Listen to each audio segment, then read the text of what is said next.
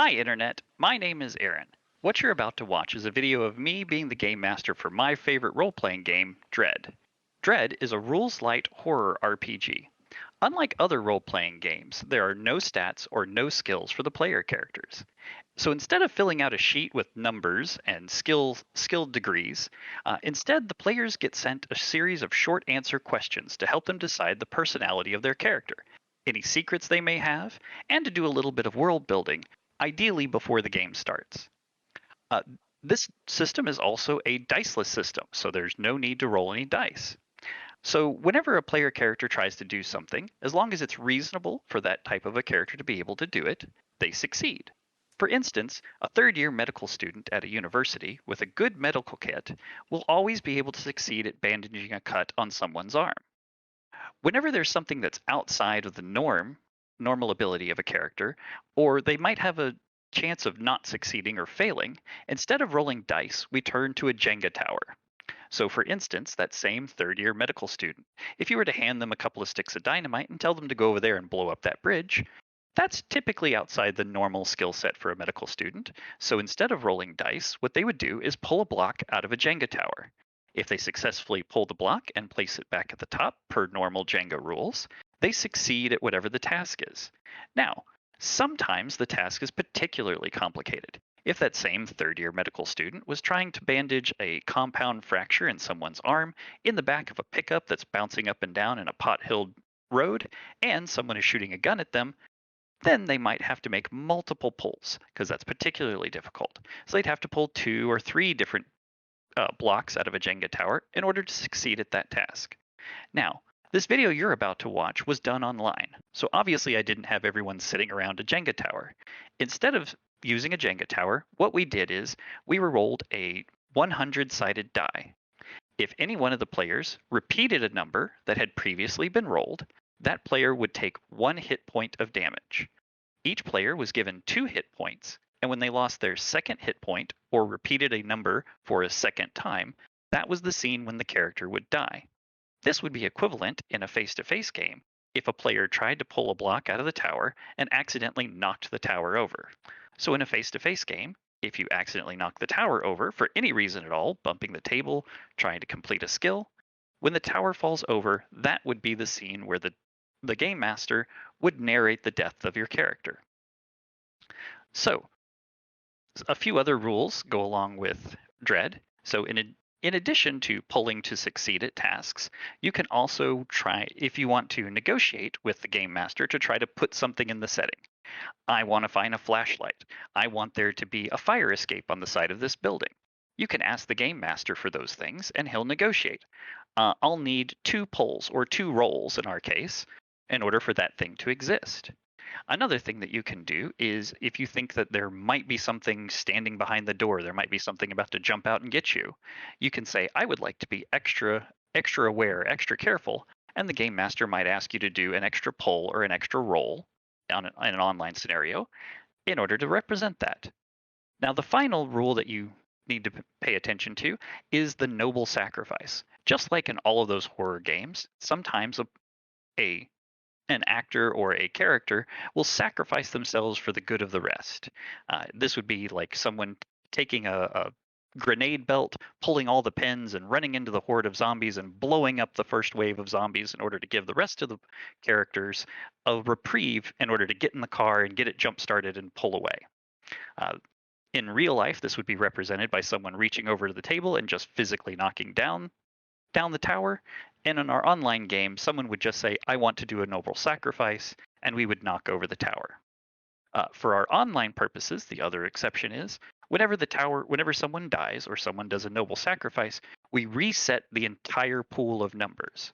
So all 4 of the characters that you're going to see today are sharing the same 100 number pool.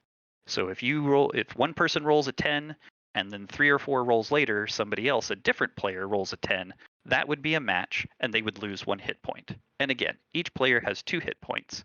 They're rolling a 100-sided die, and they're sharing one common 100 number hit point, or 100 number table to lose their hit points and potentially die in our game today.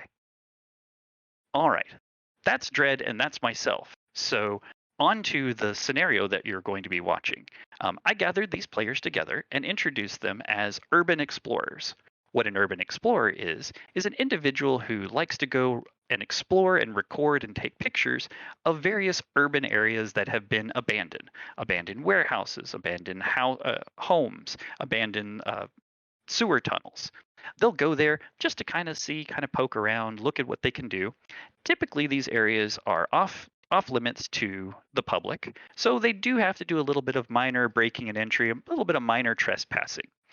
So urban explorers tend to have like lamps and flashlights with them in a backpack, and they just kind of go into various abandoned places, look around, take some pictures, and leave.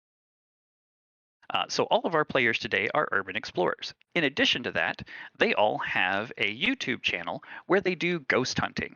The name of their channel is the Spectre Inspectors.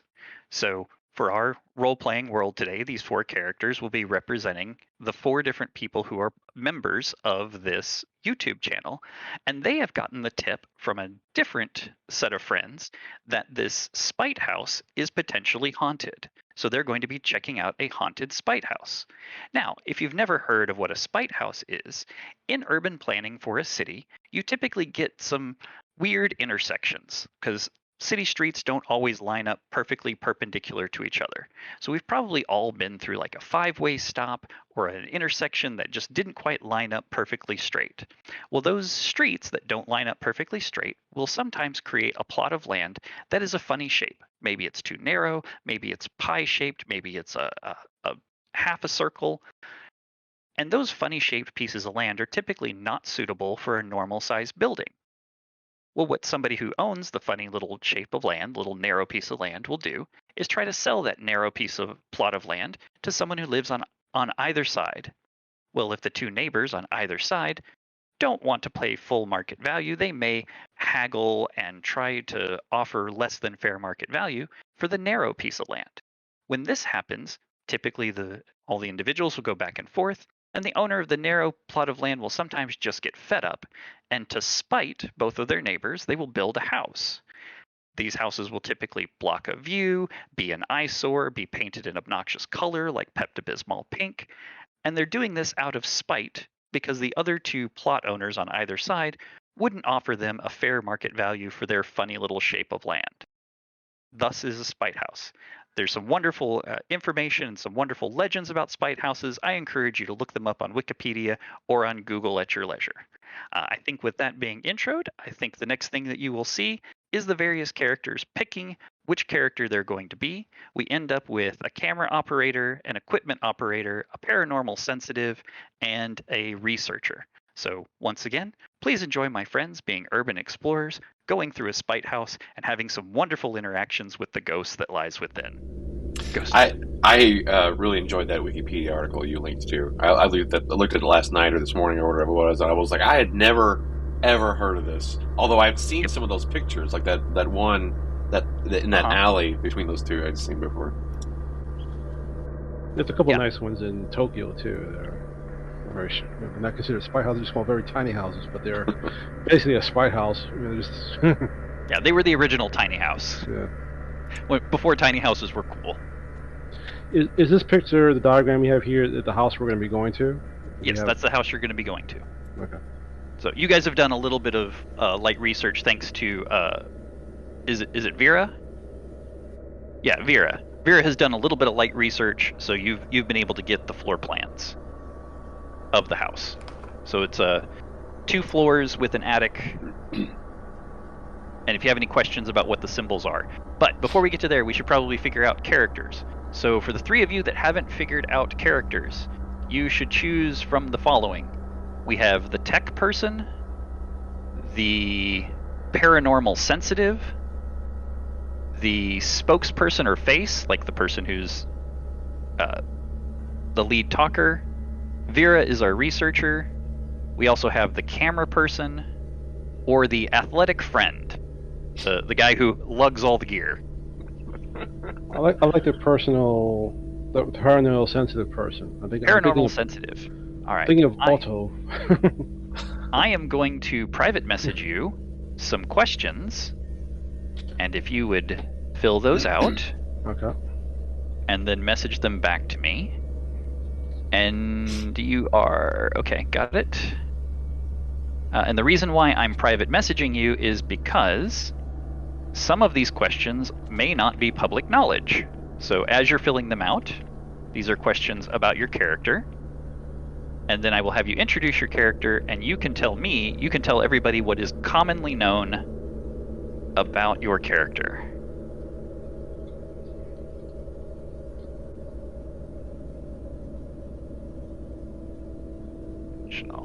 Question.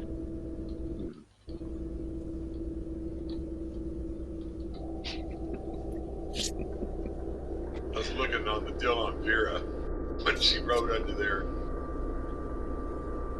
I'm thinking I would like to watch this movie. This sounds like I'm I'm down No, for this. tell me about it. So be aware there is 1, 2, 3, 4, 5. There are technically 5 questions. One of the questions is what is your name? So. Alright, so I should have sent that to you. So go ahead and get to work on that. Short answers should be about 2 sentences. Adjectives are appreciated. And as soon as everybody gets a chance to fill those out, I will make a couple of notes and we'll get started for real. So Brad and Greg, we have the tech person, the face spokesperson, the athletic friend, and the camera person. It'll either be tech or camera. Which would you like?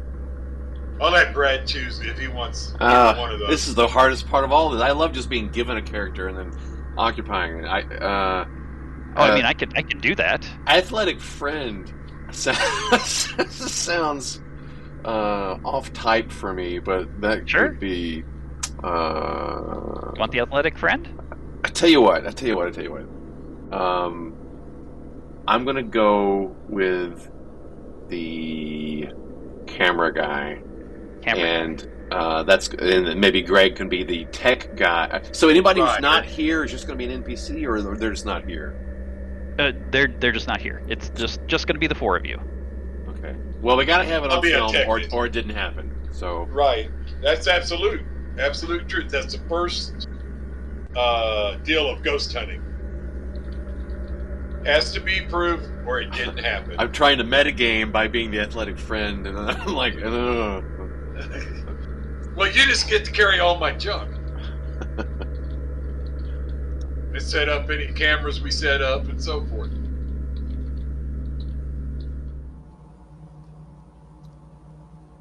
Oh, I don't like that last question.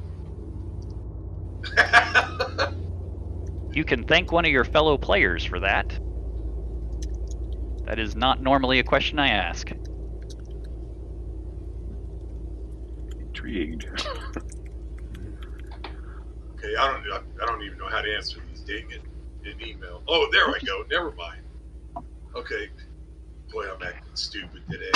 Greg, you're having like a stream of consciousness on the technical problems. I'm having my senior moments. Okay, leave me alone.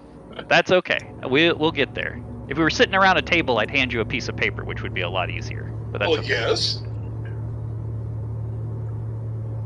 Okay. Thank you very much, Otho. Got you. And I've got Vera, so waiting for 2 more.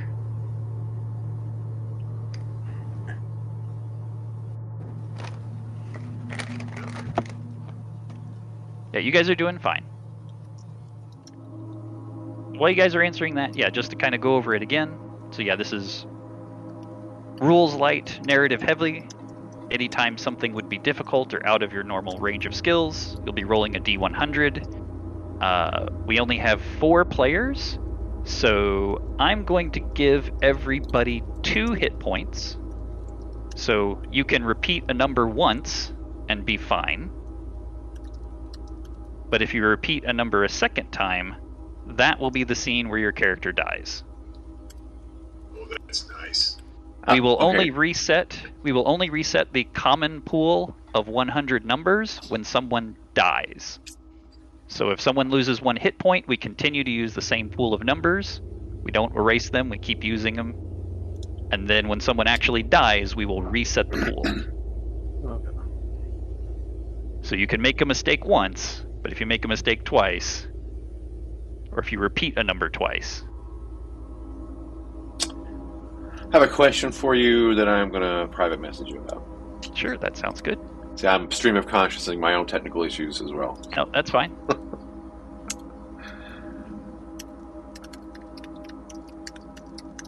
Uh-huh. What about that one? Sure, yeah. The answer is yes. Okay. If that last question is true, it is false. The inside is false. Does that make sense? No. The last question you just sent me. let me restate it. Okay, got it. Yeah. Inside is false. Yeah, I guess I should have just typed. I can type 60 words per minute. Why am I trying to talk it out? Thank you for being patient with us, Vera. I'm going to use your character names because the majority of you, I don't know your real names, with the exception of Greg and Brad. Hey, did you describe the outside of this place already? I have not. Okay, I'm just going to fabricate. So I guess I'll be generic. Or you can be specific. I have no attachment to anything. Okay. Yeah, this is your chance to contribute to world building. Uh-huh. So, if there is a detail you really want that you think would be cool, stick it in and we'll roll with it. Yeah. One of you already added a question, so I mean, you can't get any more invasive than that. So.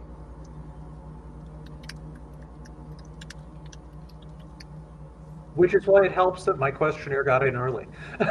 Yes.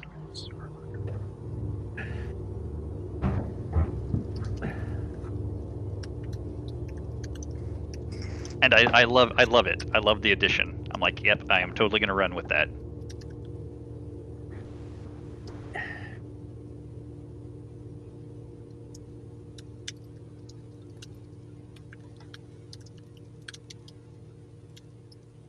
I'm trying to think of a cool lie, and I can't think of anything.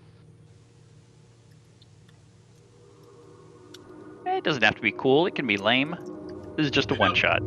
I know, but I just can't think of any lies that would get me kicked off the team. Hey, that could be private.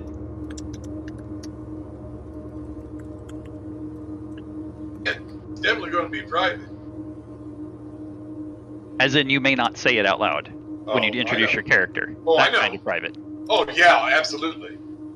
That would be kind of dumb. I'm off team. No. Oh, no, introduce your character by telling us why we should kick you off the team. That is perfect. No. Brad, you're the camera person? Yeah. Okay. Yeah. So yeah, just to fill the space, I'll talk about Dread a little bit. Yeah, I really enjoy it. I really like indie rules light kind of things. I have significantly pared the questionnaires down for like an online convention setting.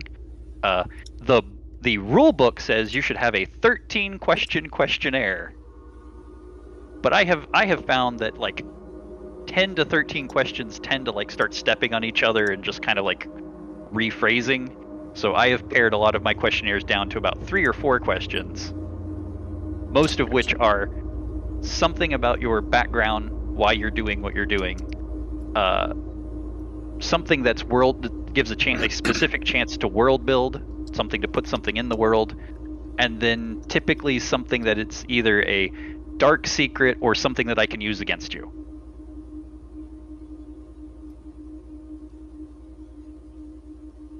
A flaw or a secret or something to make your life miserable. And those are typically the 3 flavor of questions that all Dread questionnaires have. And then anything else that's not inside those questionnaires, feel free to kind of fill in the personality as much as you like. I think our 2 characters so far have drawn inspiration from some characters you probably know and love.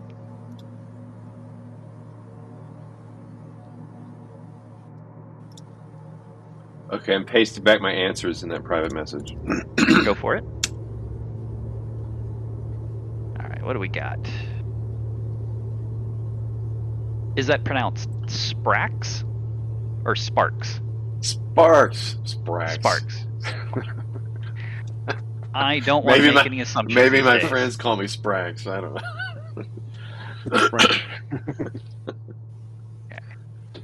He wanted to be called Sparks, but when he filled out the application, there was a typo, and now everybody calls him Sparks. Fat fingered it.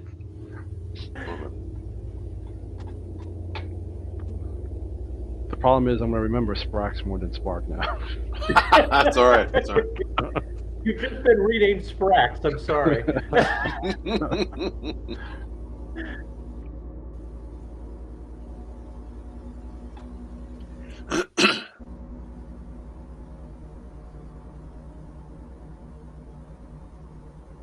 Sprax is my old name. I'm Sparks now.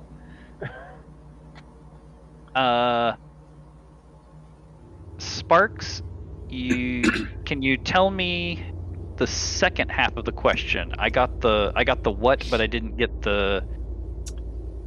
Which one? I didn't get what like number? You have a number? Number 3. Go to question number 3. Gotcha. The back half of that.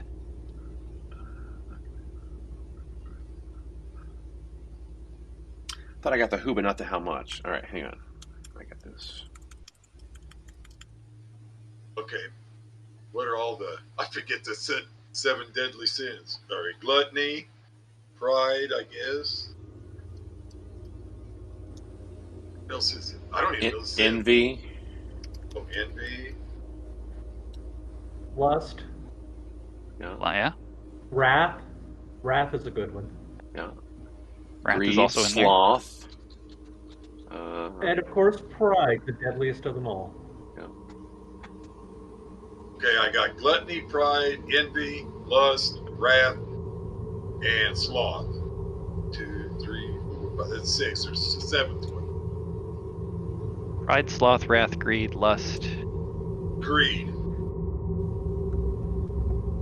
Yeah, it might be greed or envy. Might be the one you're missing. It was greed. All right. Let me decide here.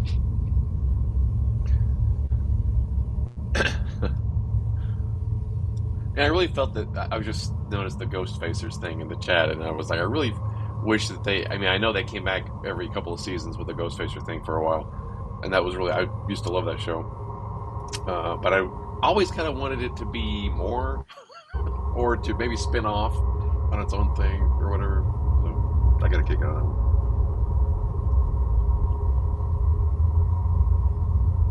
Oh, so was that an actual show? Ghost Facers? It was on Supernatural. It was in their universe. It was a show. Okay. Not sure if it was really a show, but more like a show within a show. Yeah, right. Yeah. So I don't Like know a if they actually podcast. had. Yeah, it was like an indie kind of thing, or on YouTube or something. It seems like. Yeah. Basically, in the supernatural universe where ghosts and all that stuff is real, you've got this team of amateur ghost hunters who go around and get themselves in trouble and had to be rescued by the Winchester boys.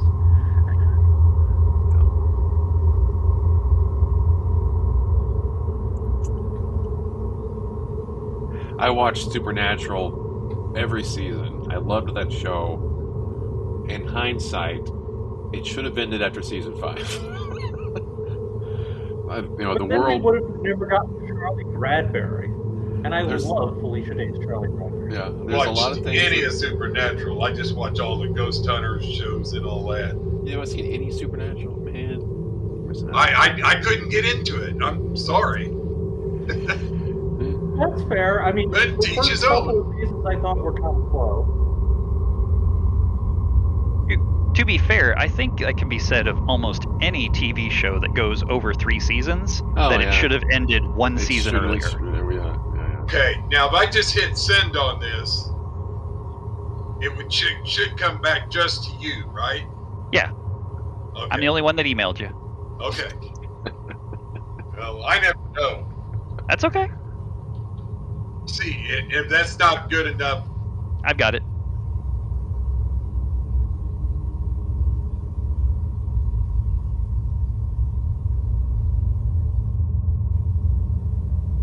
Now, here's another thing that people could do that would help, I think. If you look at the Dread chat and you see your name listed under Dread, if you right-click on your own name, you can go down to Edit Server Profile, click on that, and it will show you your server profile and a nickname. And if you can change the nickname to your character name, that will make it much easier for me to remember your character name, because I'm not going to remember your character name if you don't do this. Just make sure and change it back after the game. Or don't, and surprise people with your brand new name. like when that happens. I had another name and I changed it to Greg, so. I'll do that. Do you really think we're going to be chatting a whole lot in the text, though? It's.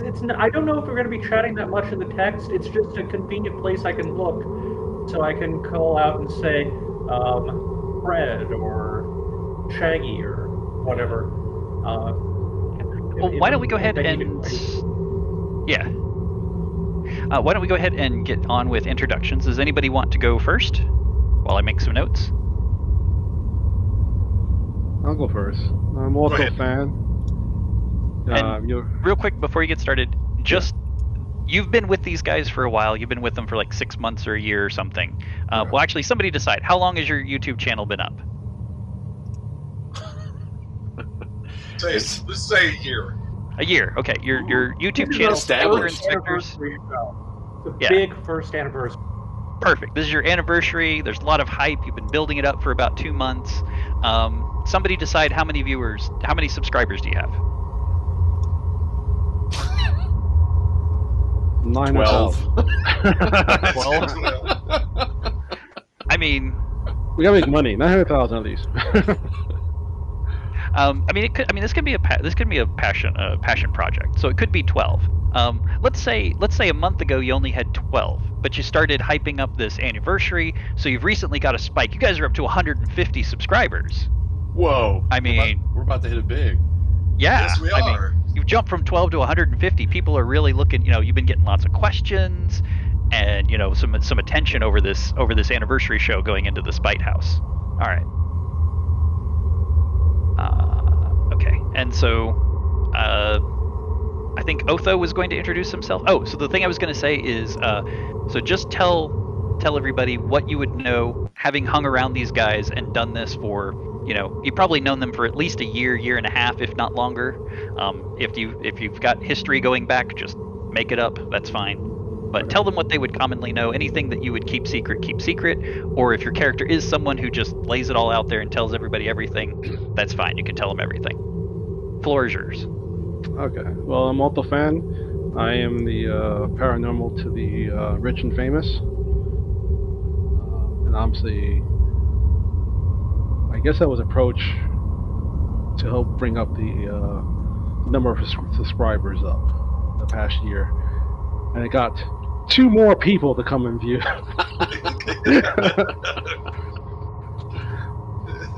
And I've gotten at least 2 of my customers to sponsor some of our equipment. Rock on. Somehow. So. Like that. Yeah, Ortho dresses weirdly, in weird styles.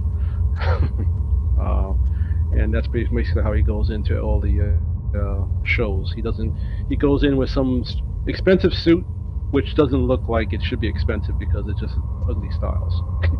So. Interesting.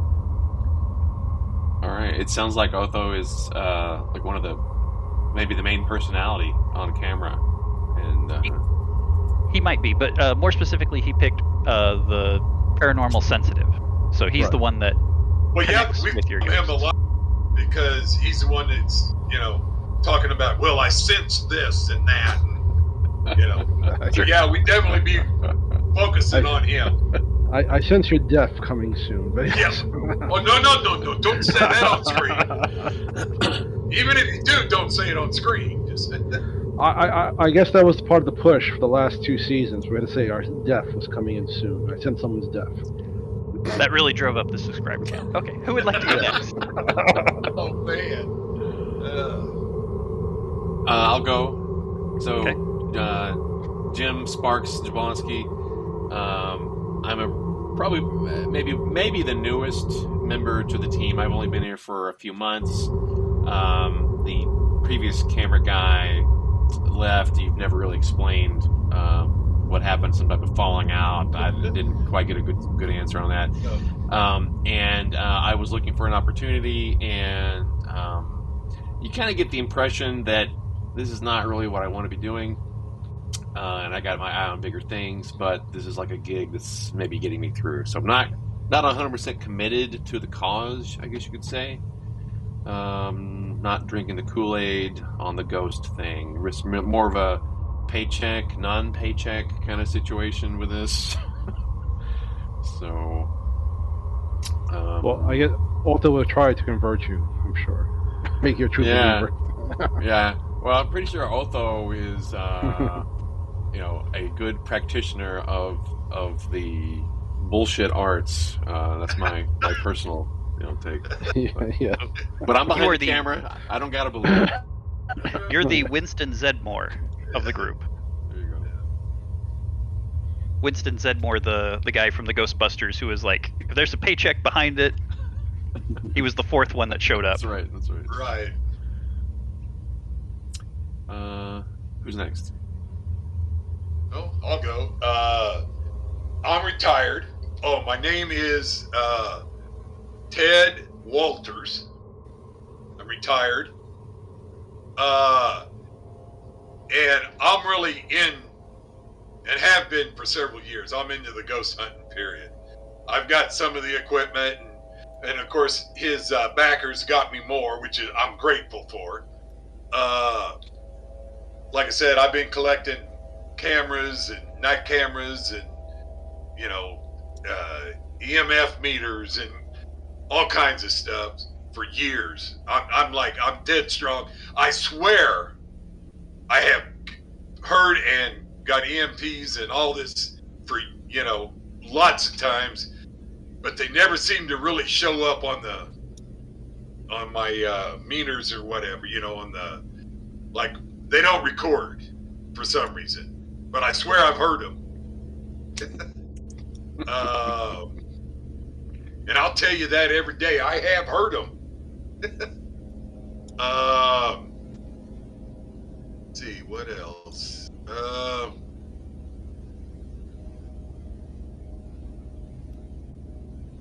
He's how is his income? How does he?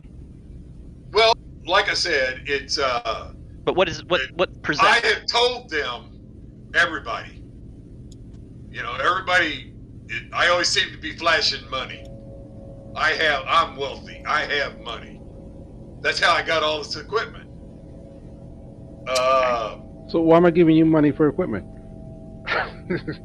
Well, you can never have enough equipment. There's always. I mean, he's always chasing one more thing. There's always something new.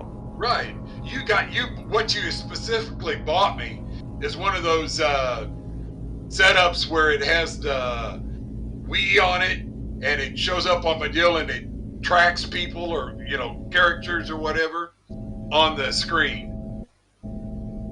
As a stick person. All right, as long as there's a picture of Alta on the side of it, I'm fine with it. No, I don't care what. Yeah, that's fine. I don't care who backs me. I'm just glad you're backing us. I don't want to spend all my money on you guys. Please. Anything else about Ted? I don't even remember what I answered on my questionnaire now. I think I pretty well covered everything that was on there. Okay. I got your responses, and you said that you had a special piece of equipment, your ghost Oh, box. yeah. What was super special? How is your ghost box head and shoulders above every other ghost box out there? What have you done to upgrade it, or Well, what feature does it have? It's got a large speaker, Mhm. and actually, I've toned down some of the background noise Mhm. so voices come through clearer. Okay, it's exceptionally good at getting voices. Right, absolutely, Cool. and that's what I'm so proud of it for. When we Cool. say ghost box, we mean something that records supernatural No, what a sound? ghost box is it's a system that goes through all the FM channels rapidly. And supposedly, Ghost can sit there and use this background noise to create words and sentences in real time. They must So- be really smart. Yeah. If you imagine like Data from Star Trek, if Data from Star Trek was scanning the Could channels filter of like through, right, and well, no, data hold on, sortilege all of it. wait, Go ahead. no, wait for it. Nope. That's not it. Is if he was scanning the channels trying to find something, he can process faster than you. So it's just like he's going through channels like 100 channels in 10 seconds. So there's no way that a human would hear anything on those channels. The way you know you got something on a ghost box is the word or the phrase or the sound covers multiple channels. So it'll be like a no, but the time that it would take to say no would span 5, 6, 10 channels. So that's why it has to be a ghost, because you can't be picking up on just like a little clip from a station, because you'd only have like a fraction of a second. So it'd be like like that'd be it. But if you get Right. like a protracted no or get out, So then it has to be. how many words you say we've picked up on this ghost box over the last year? Tons of them. We just didn't record them. Lots of, different things. So Gotcha. you guys heard it in the moment. You heard it on the Right. speaker when you were in there, but when you got back to check it, or when you went to upload, or when you digitized, like maybe it's on like a cassette, so when you digitized it, it was gone. So everyone's heard it, but you guys just, for whatever reason, I didn't hear it. mechanical gremlins, or What? No, you just didn't believe it. sure, That's what it was. You heard it. You just didn't. You denied it. It was like a squeaky board. I remember that. Yeah. So you don't think it was actually words. You just think it was noises on the radio. okay. And our final person, I believe, is Vera.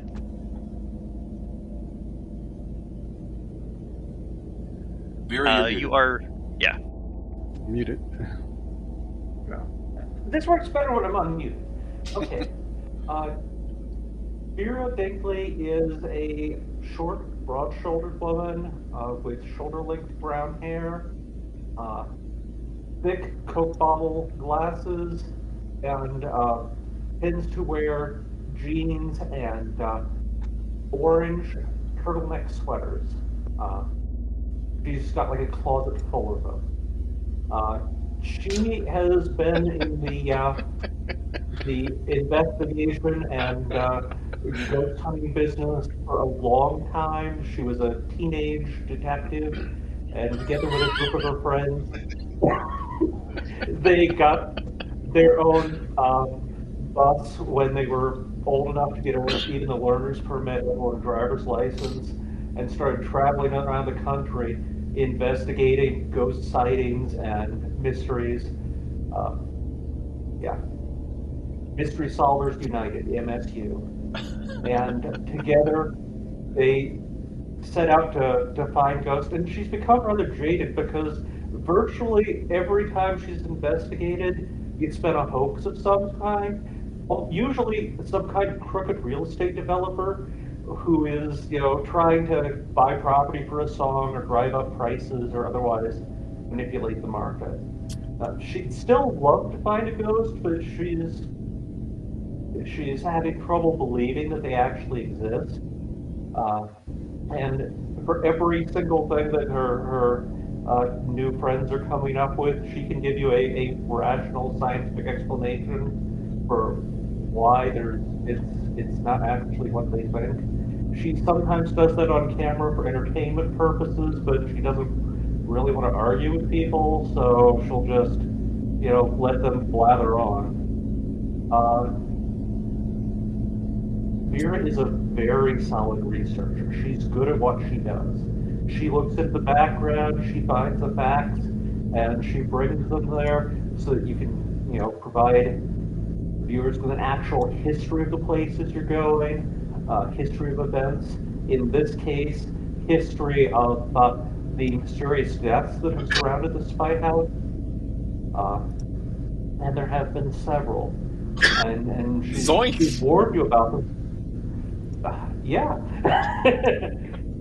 She's warned you about them because, unlike several other places where there have been mysterious deaths, they don't all happen in the same way. Rather, there is a theme where the deaths have been focused on the 7 deadly sins. Like there was this one guy who had stolen copper wiring from several houses in the neighborhood, but when he broke into the spite house, he was later found strangled to death by copper wiring. And there was this pair of teenagers who snuck into the spite house to make out, and they were found impaled together. Things In a like that. lewd and lascivious position. Yes, the picture for that has the black bars on it because she didn't think it was appropriate to upload it to the channel uncensored. Okay. And Vera, I have one more additional question for you.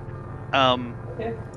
You have a favorite investigator, someone like you think this guy is the gold standard, like he wrote the book, in your opinion, wrote the book on paranormal investigation. What is that person's name?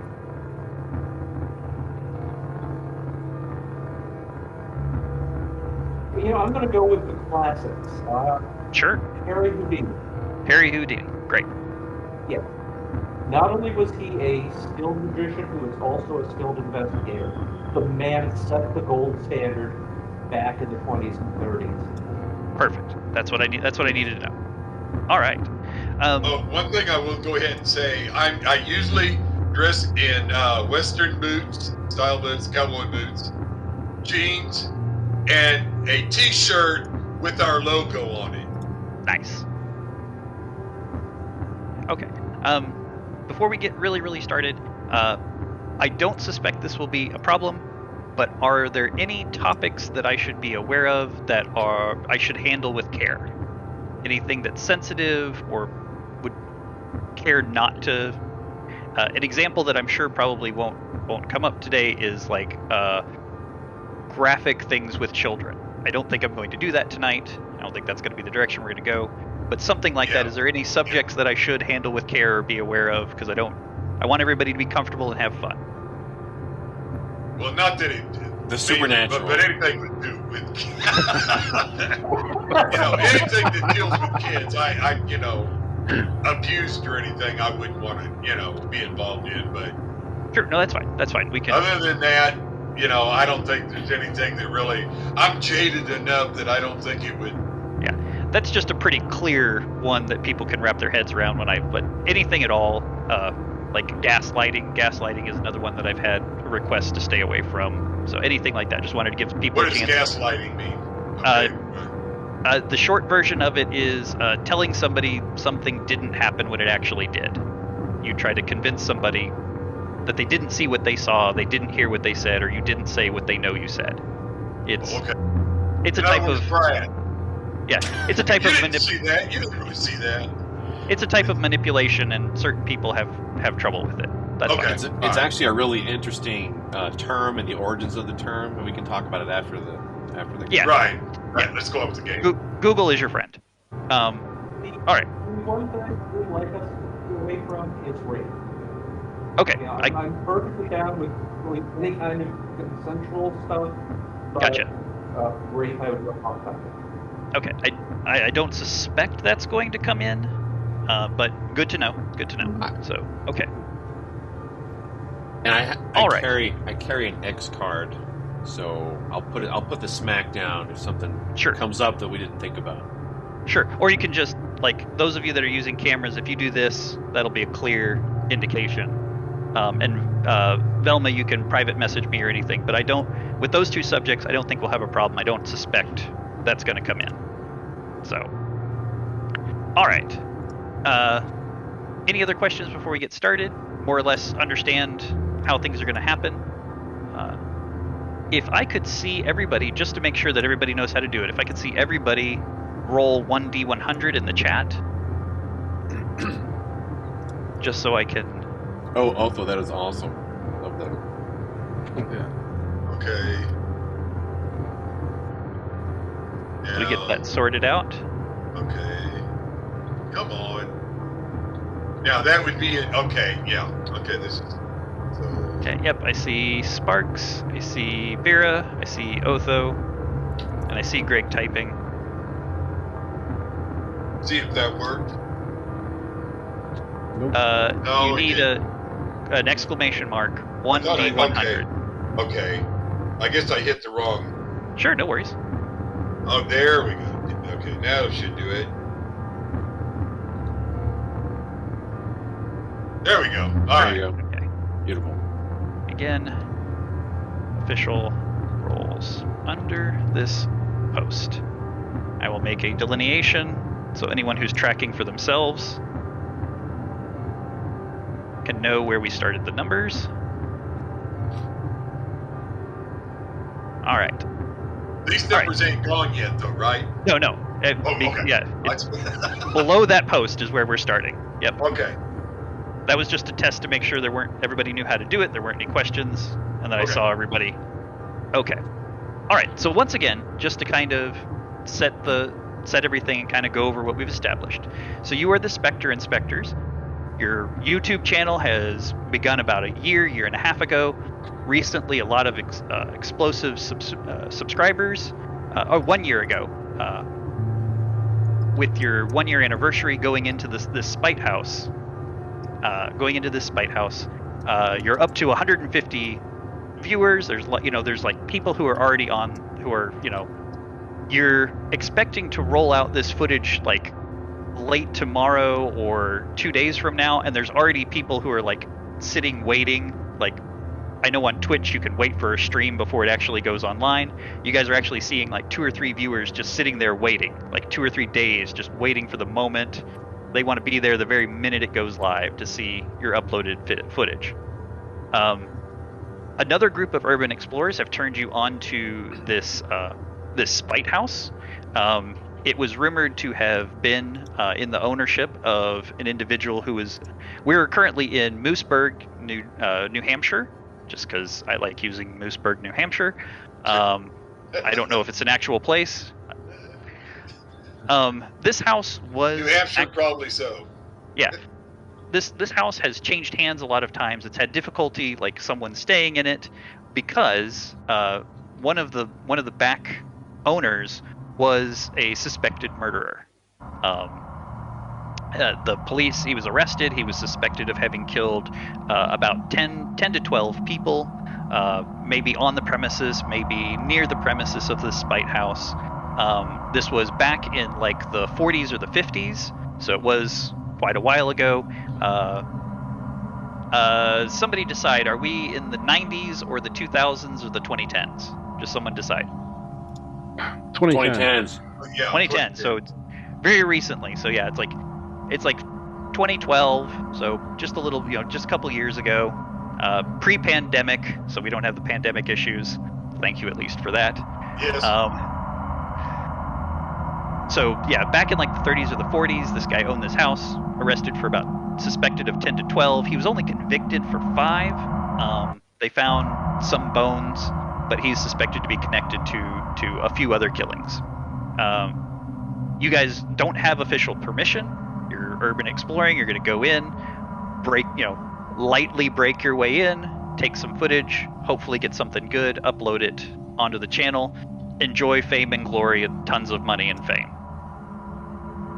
One thing I want to know is this: do they have broken windows or doors in or anything like that, or? Some of the windows are. It's a mixed bag. Some of the windows have a little bit of break-in. A lot of them have been boarded up. Some of them are complete, but are like old and like frosted over. And like a couple of them like have that newsprint, like newspaper's been like pasted up on them on the inside. So it's kind of a mixed grab bag on the win. Oh wait, no, I remember Brad's questionnaire. No, all of the windows and doors have been extra securely boarded up. So all on the first floor. It's like all the windows on the first floor have been boarded up. It's been broken into multiple times, so like it's got real serious boards on them. The door there's no longer a door there. It's been boarded up. And there's it's been boarded up. You suspect it's probably been barred from the inside. And the back door has actually been bricked over. So like there isn't even a back door. Somebody just bricked it over. So it would be very difficult to enter in. Have we brought like crowbars? You can if you want. That's fine. Yeah. I have a format change I'd like to suggest. Sure. That to the players. I wanted this to do live streaming once we go inside, so they can't tell us. Obviously we don't want to do outside, so they don't see where we're breaking into. But on the inside, I like to do live streaming, and it's 2012, so 3G still. Put a 3G repeater on the outside of the building, so that we can at least still our equipment can still transmit out live. Okay. Assuming we're using. And we've got like a generator or something outside to provide power for the operation, and then we can totally or you could, you guys could be bringing a van and have it set up in the van with a power supply. Yeah. Sure. Or just a battery, because a repeater doesn't take much power anyways. Sure. Gotcha. All right. I appreciate the thought. Is there any way you can do it on a delay, like 10 or 15 minutes, just in case there's something that we need to cut the feed before it goes out? Why would we want to do that? Yeah, I'm trying. I'm just saying, if sometimes these investigations go sideways, especially when the real estate developer shows up, and that's what gets us more views, though. That's just good television. We can always just cut off the live stream whenever someone comes in, and like, cut the live stream off and then put it back on when it's called. Let me go ahead and say, you guys are having this conversation at about 3 p.m. over a late lunch. So it's the day you're going to go in.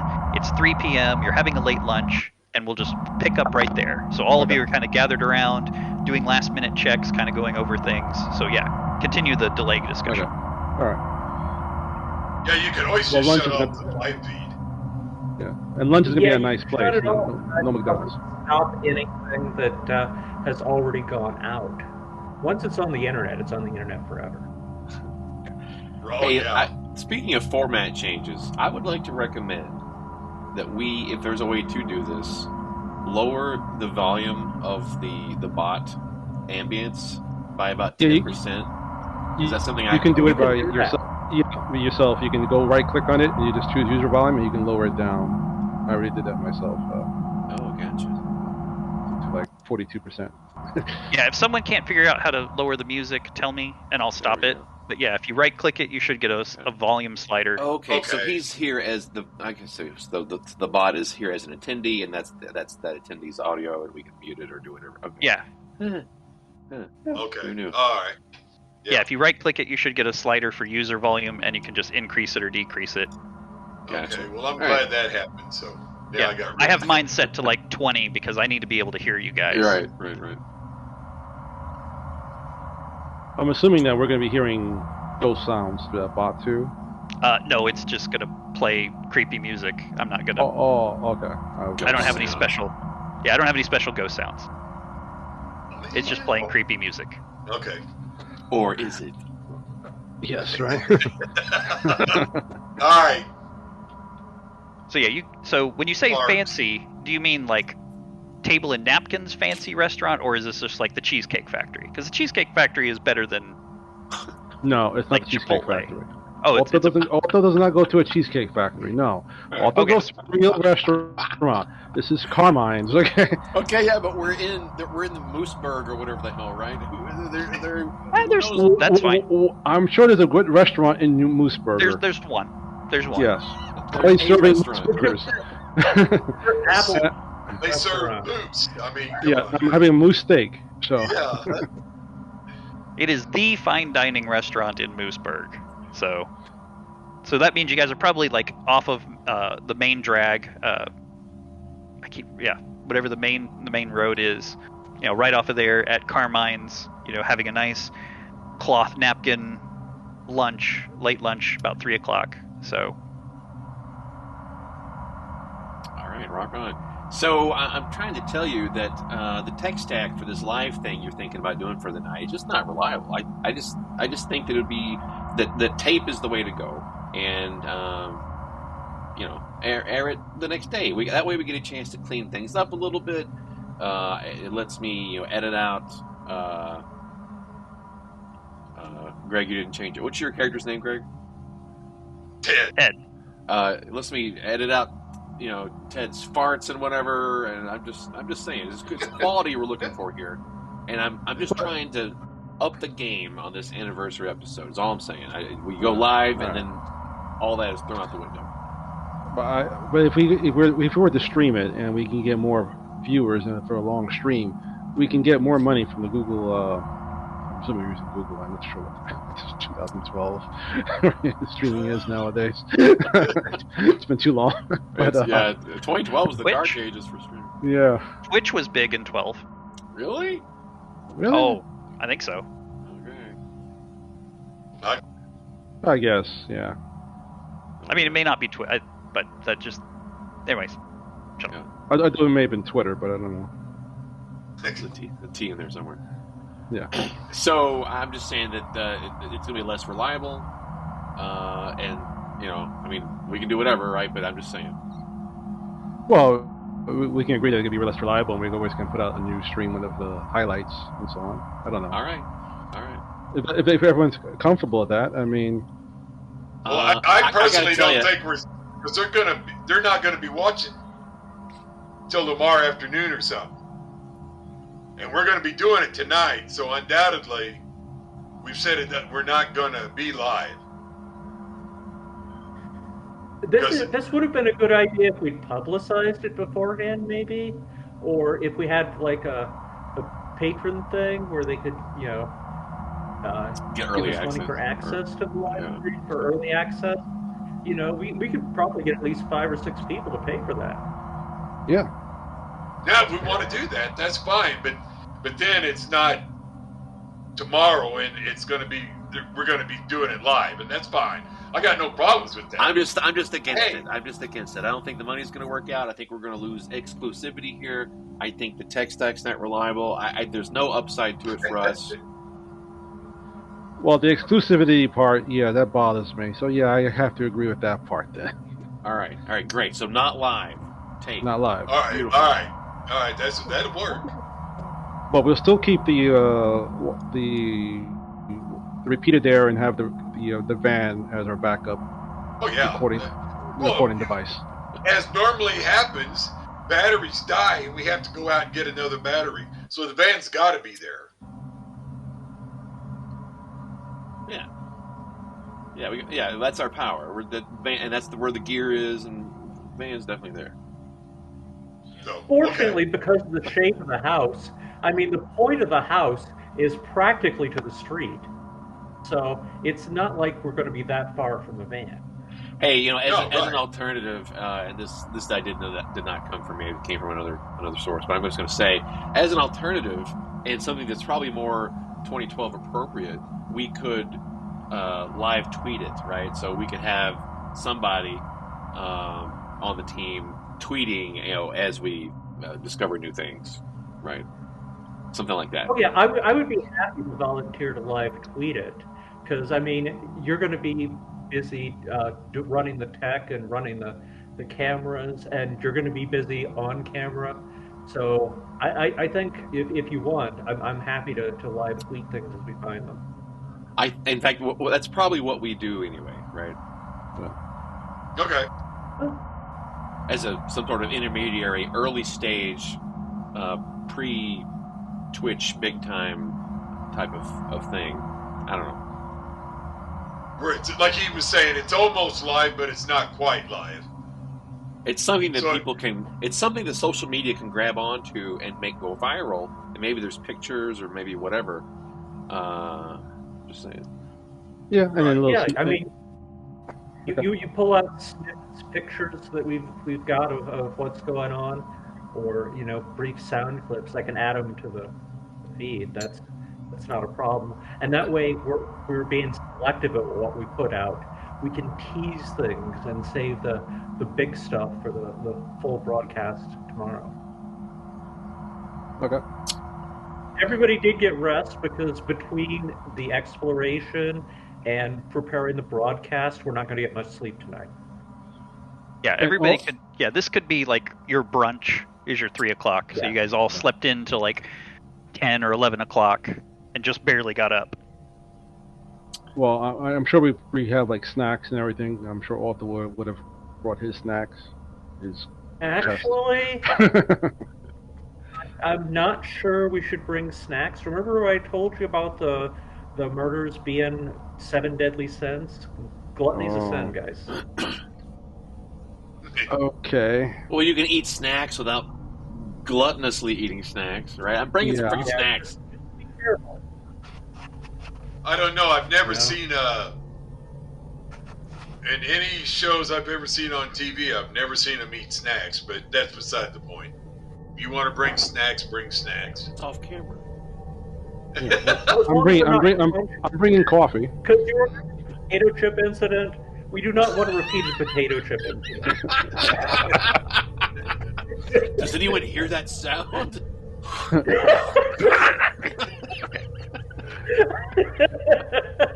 So it sounds like you've kind of decided on how you're gonna handle the updates and when the video is gonna come out. Are there any other preparations you want to do? It's about 3:30 or so. You've got 4 or 5 hours till it starts getting dark.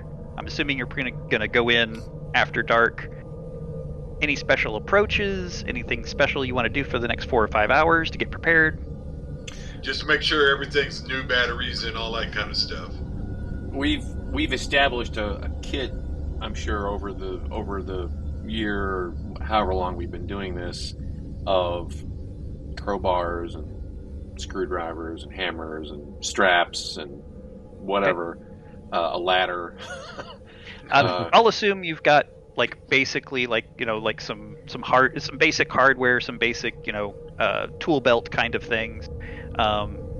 Anything super special other than like hammers, crowbars, screwdrivers? The only thing that I feel that ups this game significantly is a pulley system. So like a way of attaching things to a wall, running a line through it, and then like to the ceiling, and then like a pulley, so that we can lower people down into maybe areas where there's a hole in the floor, but there's not like any other good route, like a cellar where the door isn't accessible, or I don't know, just something like that where we can lower people and raise them up. Sure. Like in the wells and so forth. Yeah. Right. Okay. With a harness or something. That's a little specialized, but I think that's reasonable. Yeah, Now, here's a that question. light, simple, speed lunking kind of gear. Gotcha. Right. What do you do for lighting? Do you like carry around the lighting with the camera? We got a light mounted on the camera, and I have spare lights. Infrared and all that kind of stuff. We've got flashlights, but yeah, I'm also going to assume camera's everybody's not infrared. got one of the big fuck off mag 4D cell flashlights. If you want to have a plastic throwaway, if you want to have the little the mining head lantern, you can have a miner head lantern. Yeah, that thing. The big prop. Yep, those big fuck off things. Yeah, I assume you've got one of those. Everybody's got their own. Right. And Ortho cannot wear a headlamp. It goes against his hair. Sure. But But any other special equipment, any other special setup? Vera, Vera? of course, has her investigator kit, which is, a kit for all sorts of standard investigation type things on a mundane level, while these guys investigate the ghosts with all of their high tech. She's more old school with the magnifying glass and the fingerprint powder Yeah, and basic As that solvents, kind and, of baby and stuff. powder. acid test, Yep. and she's got a Mohs hardness scale with her, and a Yeah. micrometer. Yeah, I'm And fine the with other that. thing, I'm assuming that this is the first time they've actually been to Mooseburg.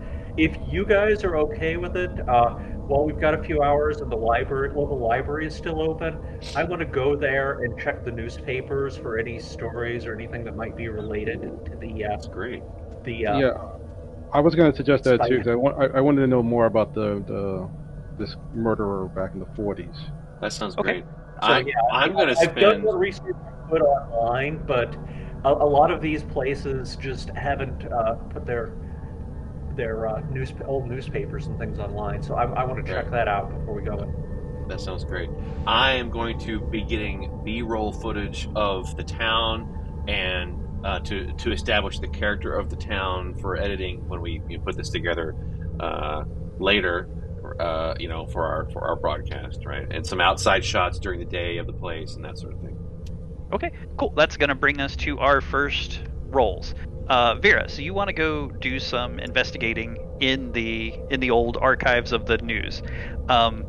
For one role, I'll give you a little bit of information. If you want like some more, like some real dirt, like really find something juicy, I'm going to ask for 3 rolls. So you can have a little bit of information for 1, or I'll give you something juicy for 3. Cross off 97. Just the one. See some more. 58. It's doing 3, huh? And 74. Okay. Oh. Sparks, did you want to talk about the approach? Because I think your questionnaire had something about the approach. And by approach, you mean how we're getting in, that kind of thing? Yeah. Didn't you write something about? And there was a secret. Number 4. Number 4. What do you know that no one else knows? I get to say this. Hey. Okay. If you want to keep sitting on it, you can keep sitting on it. But it Well, seems like I wasn't sure if it was a plot device, or I wasn't sure what was going to No. be done. Okay, so guys, check it out. Vera, I did get yours. You will get yours. I just wanted to make sure we covered this as well, so that hasn't gotten lost. So check out these old sewer plans of Mooseburg. I found these down at the planning commission, and they just gave them to me, copies. Well, anyway, so you can see this one from the 20s when this building was built, and look at the sewer lines running right through where this house isn't there yet. And then look at these newer ones, right? So I don't see that there's a necessarily connecting tunnel, at least on the newer maps. But there was older lines down there, so there may be a way into this place through the sewers. I don't want to get all mucky and shitty, but if we can't get through that brick back door, and the front plywood stuff is more of a hassle than we think, remember that there may be a way into the sewer. Okay. Sure, you can go in and open the door for me. So Sparks shares with you that there's a sewer that potentially has. Vera goes into the library, starts with this direction, starts doing some real digging around, and finds a couple of actual photos of some of the construction in announcing new and improved sewer line. It made big news in Mooseburg in the 20s. And Vera takes a look at the photo and actually blows it up on a modern photocopier. And when she does that, she clearly finds a door, and doing some calculations and kind of some estimations, this door would be oriented in the direction of underneath the spite house that you're going to. And in addition to that, she also is able to find a third draft of some building plans for this spite house. Like the first two drafts, it was just first floor, second floor, attic. But as she digs and digs and digs and spends a couple hours like just going through everything in the library, she finds a third draft of the building plans for this spite house. And this third draft clearly shows a basement that is underneath. And that door would lead to that basement. So Vera helps kind of like, yeah, there may definitely be an entrance into the basement through this sewer line. You've got a, you know, put it at like 60-70% likelihood. Okay. Just saying. I'm picking up a hazmat suit then. It's Mooseburg, New Jersey, which isn't a small town. It's somewhere in between like a small and a medium town. If you want a hazmat suit, I'll give you one for one roll. And you can literally have a full functioning hazmat suit. No, I'm gonna get the what's the next best thing. These guys go hunting. They have these huge, I'm sure these huge boots and the hunting Like hip waders. attire. Yes. Yep. Hip Fly waders. fishing. Yep. Yeah, hip waders for fly fishing hunting and Sure. probably That they some got. gloves and Yeah. You guys have and a got some raincoat. disposable. Yeah, you guys have got some disposable income. So yeah, if anybody who wants hip waders and a raincoat, you can have hip waders and a raincoat. They all come in like camouflage and with like what's like the big not the big hunting and fishing store. Cabela's. Yeah, Cabela's, They're all yeah. Cabela branded Yeah. hip waders and Cabela, somewhere they've got that on there. Bass Pro. Yeah. Yeah, Bass Pro would be another one. Yeah. So Okay. We're ready to rock and roll. all right. So if Vera's Yeah, gonna just research- remember, there's Sparks. You're going to be carrying all the equipment into there. No, I'm carrying a camera. I got a belt with extra batteries and tape. And I got a few wires, and I got I do have a mic. But I mean, that's all manageable. That's the only equipment I'm carrying. There was one thing I wanted to ask about the back in the 40s, the one that the murderer itself. What was any other information about that murderer? Like, right. That was also included in the 3 roll. Thank you very much. Okay. He was suspected of 10 to 12, and he was convicted of 5 because that's all they could find bodies for were 5 partial bodies. Nowhere in any of the court documents, in any of the news footage, in any of the reports was any mention of a basement. Oh, boy.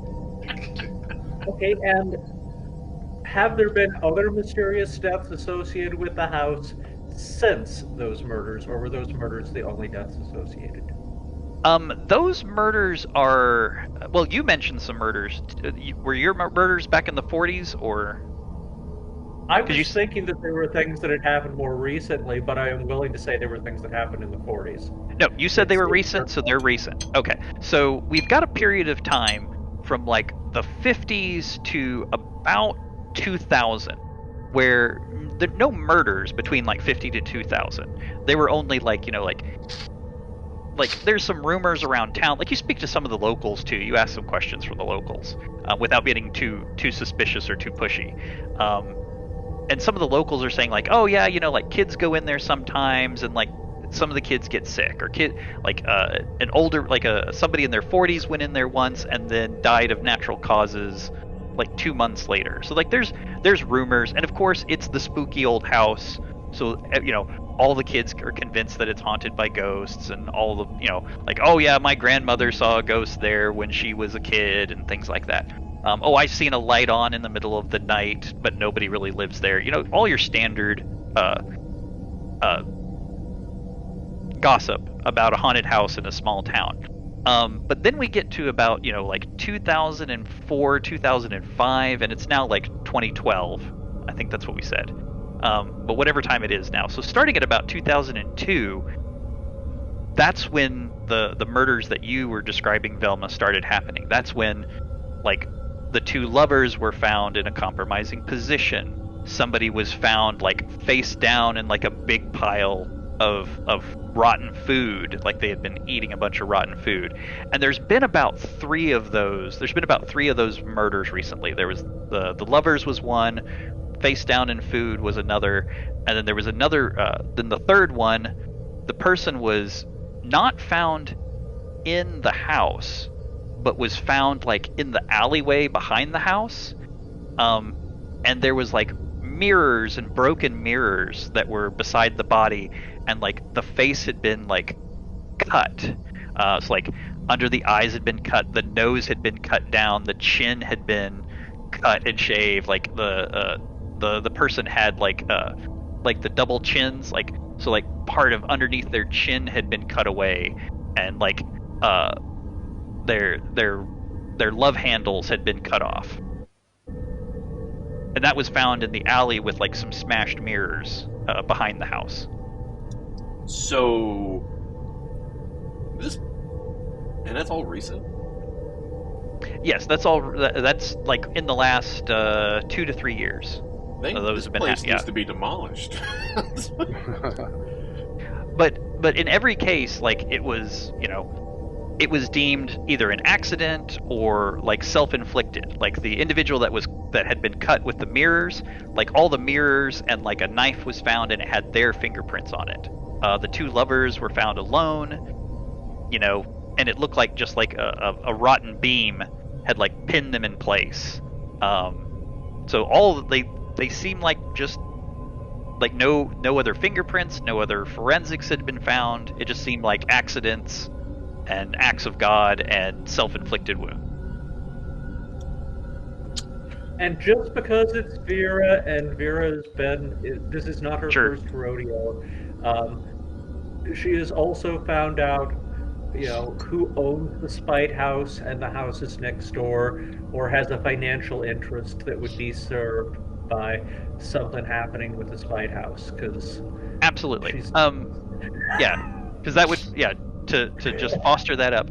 The Spite House and like the two lots next to the Spite House have been bought by a realtor, by a developer, and they're wanting to take down those two houses. They're old like houses from like the 40s and the 50s. They want to take down those two houses, and they want to put up an apartment, but one of those apartments that's got like businesses underneath it. So it'll have like underground parking, and then like the first floor is going to be like a Jimmy John's and a bank and like maybe like a little cafe and like an upscale laundromat, and then above that, like for the second to the 7th floor, is going to be like some new apartments. So it's going to be like luxury apartments for young, for people to live in. So, and apartments with like a little business district underneath it and some underground parking. They've gotten the two lots beside the Spite House, but they haven't got the lot of the Spite House. And the reason why they haven't gotten the lot of the Spite House is the local Mooseburg Historical Society is just doing everything they can to keep that property from being sold to the developers. They're getting the Spite House declared as a historical monument and like something that needs to be preserved. And there's been, charity drives and fundraising events to try to restore the Spite House and keep it as, keep Mooseburg kind of things, Yeah, we definitely want to do that. Was the murderer executed? And if so, when? Yes, he was executed. It took the trial took a while. Trial took probably about 3.5 years. So about 3.5 years after he was arrested, he was executed. Okay. Vera, do you know where he was buried? Because that tombstone would make some great shots. Yeah, he's in the local cemetery. Vera, you tell them that he's in the local cemetery. That's on my B-roll shot list for today. And I think that we need to get somebody. I think we need to get off. Oh, go ahead. I was just saying, I got you that information early so that you could get the shot while I'm doing the other research. Yeah, and we want to make sure we allow enough time, lit time, like during the day, for Otho or whoever's our spokesperson to sort of narrate a lot of these known facts, like on camera, ahead of time before we sort of like roll into the place. Okay. So a lot of that, Go ahead. a lot of that time is going to be a little bit like Geraldo Rivera breaking into that vault, and it was like a whole lot of time to do it, and they got in. So getting in through a door is sometimes a simple matter, and sometimes it is not a simple matter. So since we're not live, see, we have the grace of taking all that kind of time and not boring anybody to death, and we can edit it out later. Okay. All right. So during the day, while you're getting some outside exterior shots of the Spite House, can someone check the windows, make sure that and the doors, make sure that they're as secure as they've been advertised?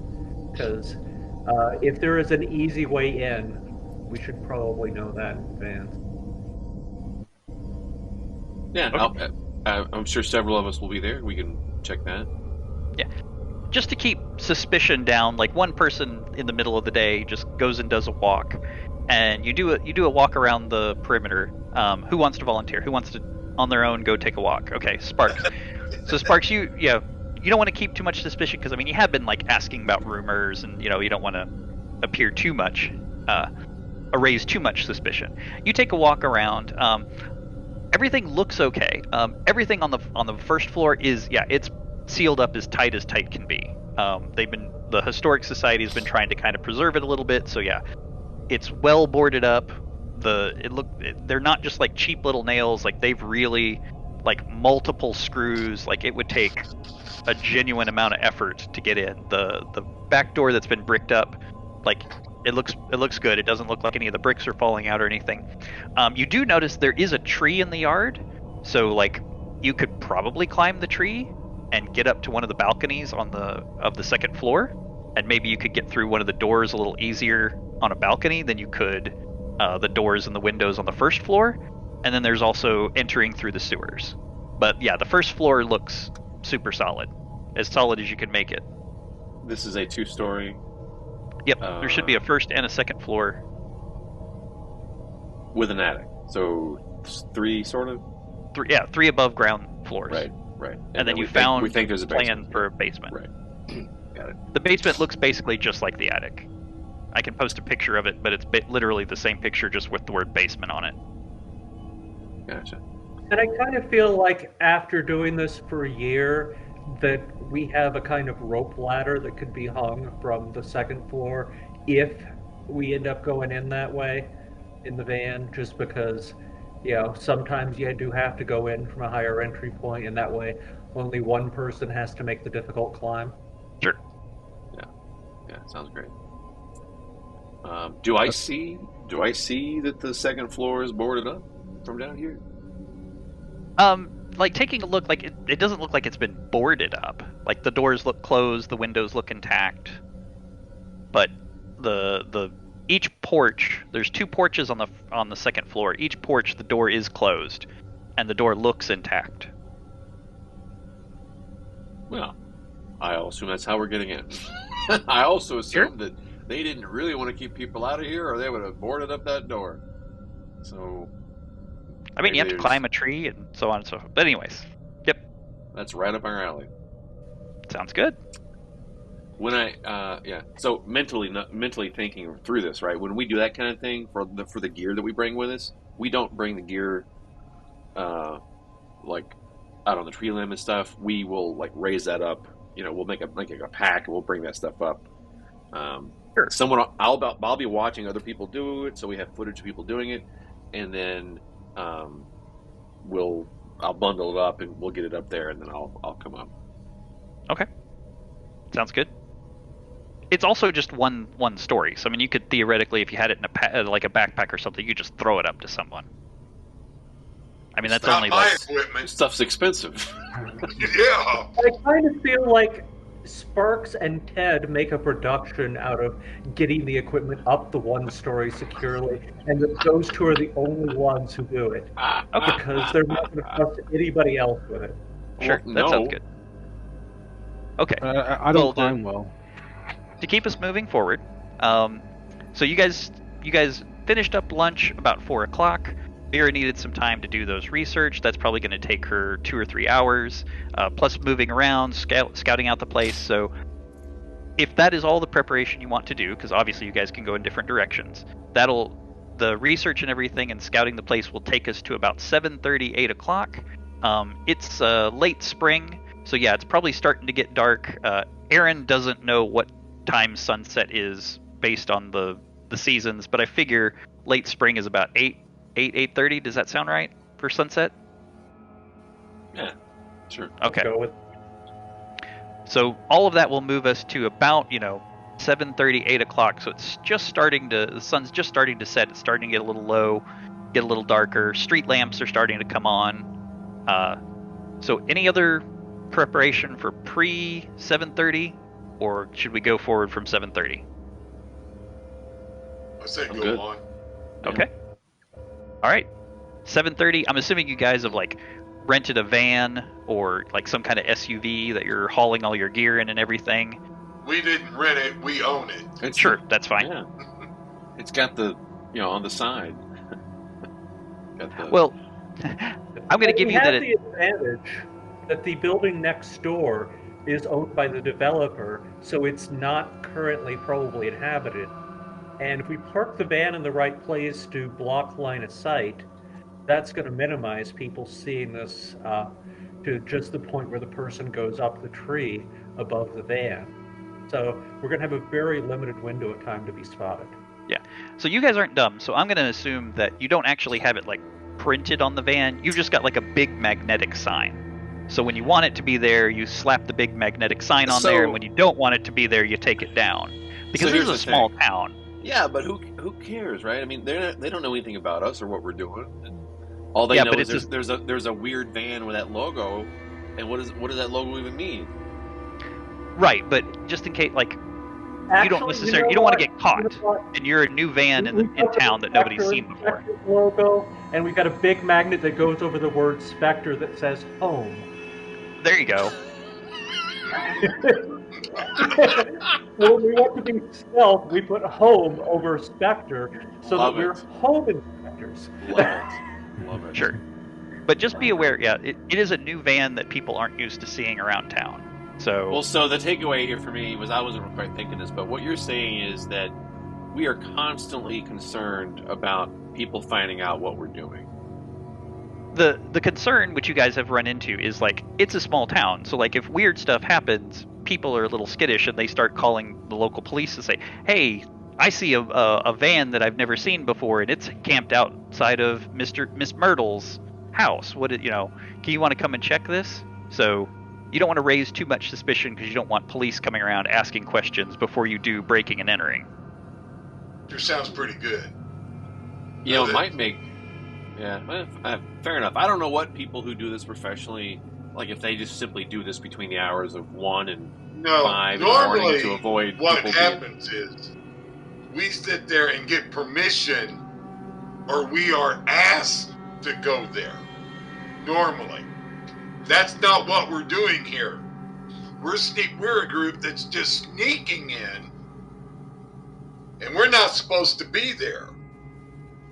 Gotcha. So you don't want to be so obvious about what you're doing. Home inspectors, if somebody asks, the town has asked us to check it out. Sure. Yeah. But keeping a little bit of a low profile before you do breaking and entering is probably better. Oh yeah.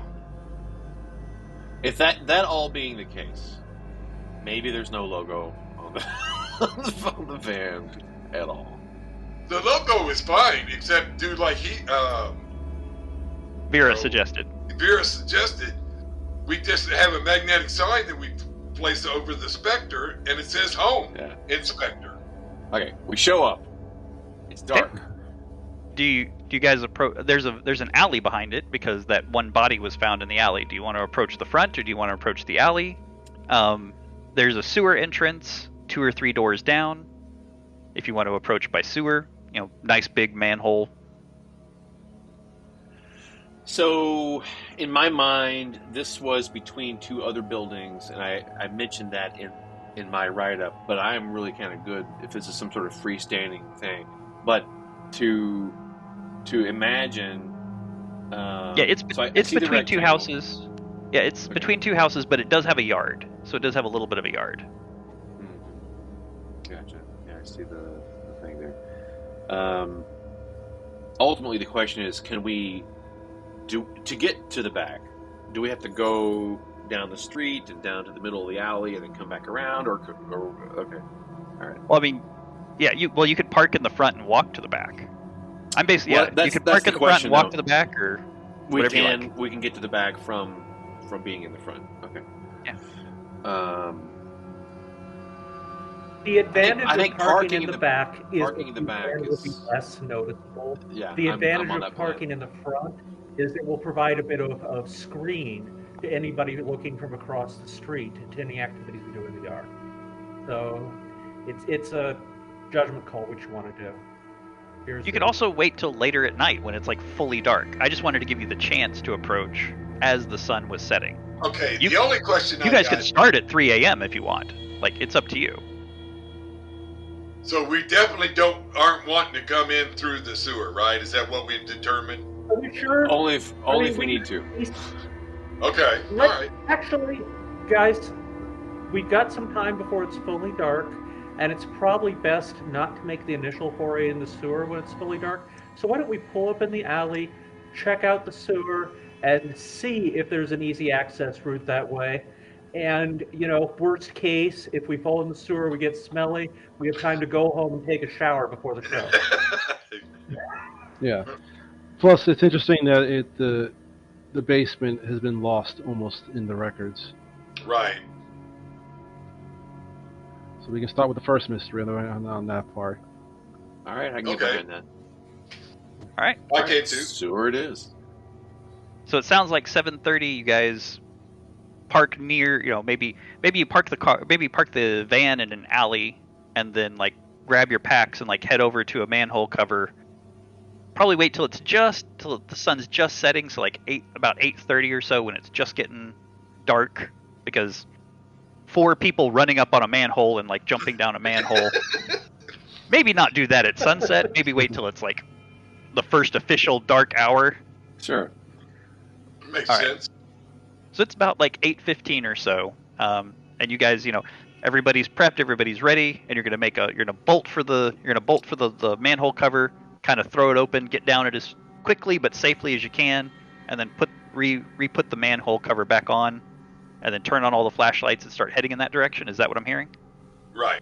Yeah. Okay. First person down tells us if it's wet or if it's dry. We can bring our stuff down accordingly. Yeah. Sure. Who's gonna lead the charge? Who's gonna pop that manhole cover off? Well, that's Sparks is going to pop it off. I'll go down first, but Sparks is going to. I'm not the You're athletic friend. guy. I'm not the athletic friend. Well, you're not. You guys aren't that's weaklings. right. It was out. We do it didn't together. have- We get a couple of Nobody crowbars. is. We do the Okay. thing. Oh, okay. Those So fuckers 2 are people heavy. but they're possible to be lifted by one person who's in decent shape. Okay, so 2 people are gonna go at it with crowbars and lift it. Right. Yeah. Okay, I'm gonna need 1 roll from each person who's gonna do that. So just to make sure you don't drop it on your foot, you don't make a bunch of noise. Sure.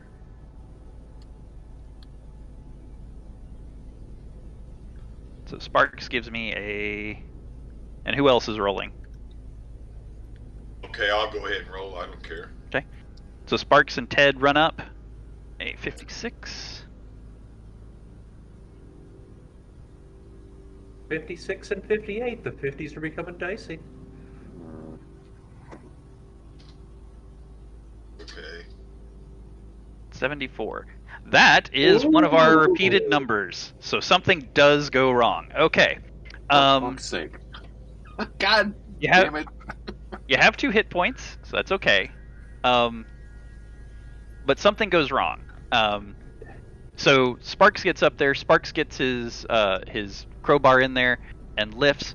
But as Ted goes and does it, Ted just is running up and he trips on his own feet, trips on something, and he just full speed as he's running up, just smacks into the pavement and breaks his nose.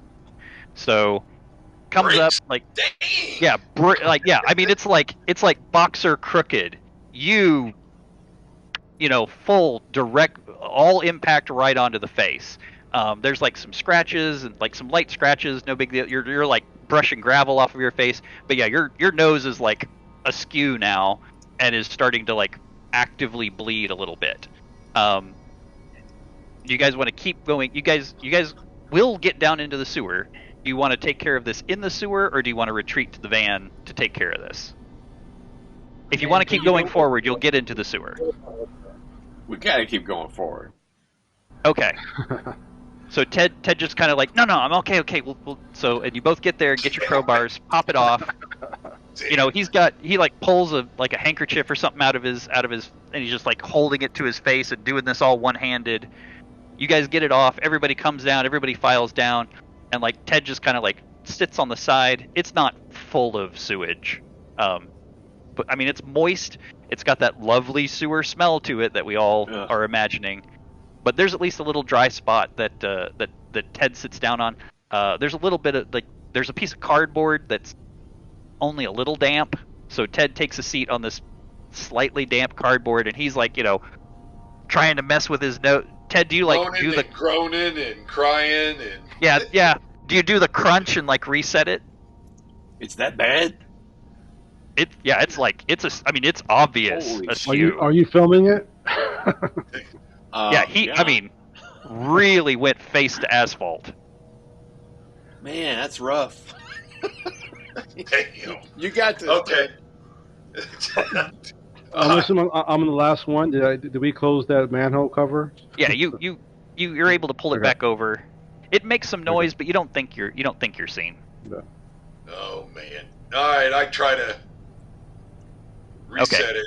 Yep. So like he tries once and just like oh fuck, and then just kind of like grits and bears for a second one, and you hear there's that nice little pop or click as it goes back in, and of course you're in a sewer, so it like kind of echoes, and there's that moist echo of clunk as it kind of get, and he's just like, oh.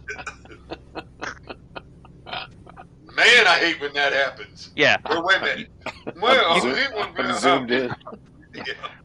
Break out the med kit, pull out some of the gauze, like pack some gauze up in his nose to try to help stop the blood and keep it set straight.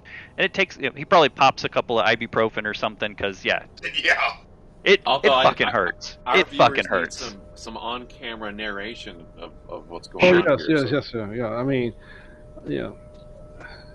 our first foray into this little adventure, and already we have blood gushing out like crazy. Yeah, and of course, like there's all kinds of like little scratches, and like Ted brushes off a little bit more gravel off of his face. But yep. I mean, and I point to the Ted's nose there, and like Jesus, how can you do that? How did that even break that way? All right, so you guys are in the sewers. I don't know what's going on, but I'm doing my best. I assume everybody's got their big mag lights turned on and like lighting the place up. Yep, it looks like the sewer goes right down like the street that the Spite House is on. Goes right down Main Street, and you know the direction, and you got to walk about 30-40 feet in that direction till you're close to under where the Spite House would be. And turning and like flashing your flashlights, you kind of see like an arch that looks like an intersection where the sewer will branch off in the direction of the Spite House for that branch that of, Sparks, that leads beside the Spite House. It looks like you've got that T intersection coming up and about 30 or 40 feet down. And of course there's like all kinds of like wet cardboard and plastic bags, and it's all wet, and there's like a thin trickle of water that's going down the center. It's a thin trickle. Any signs of occupancy down here? Bottles or shopping carts? Not by humans, but definitely like roaches, rats, insects, things like that. Yeah, you definitely see like signs of like chewed up. The cardboard's chewed up, like animals have been chewing on it and things like that. But no humans, no grocery carts, no like structures that might be slept on or slept under, nothing like that. No big piles of feces. No. All right. So No big piles. Yeah, I'm it's a just- sewer. So I'm still narrating. This is based on the map that we have that Vera was able to find, showing the map on the camera. We're going down this way, and it's going that way, and we're going to hit towards it. We actually got to do it digital next time.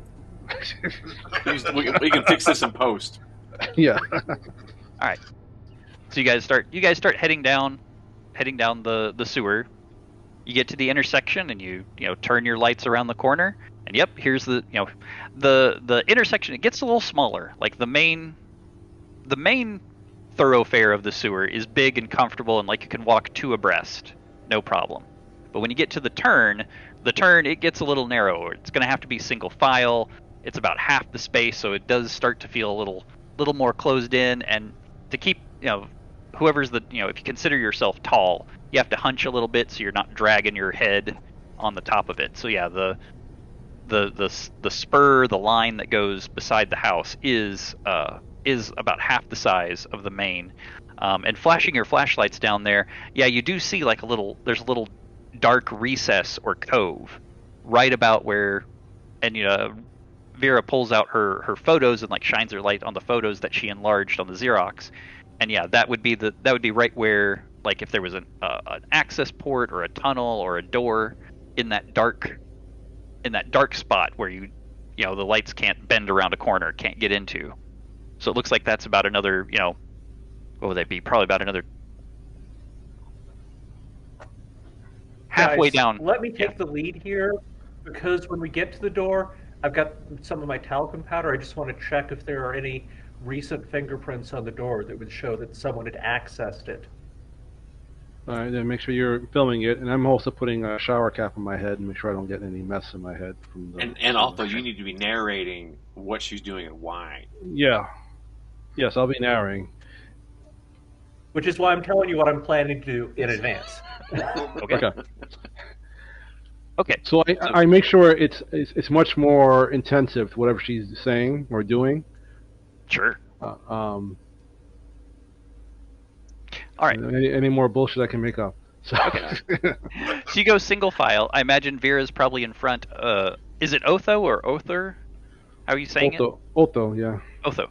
Otho's probably second, so you can get like the over-the-shoulder shot, and then Ted and Sparks are bringing it up. Vera, you get up there, and as you get close to it, you get over there, and you do find, yeah, it is a door.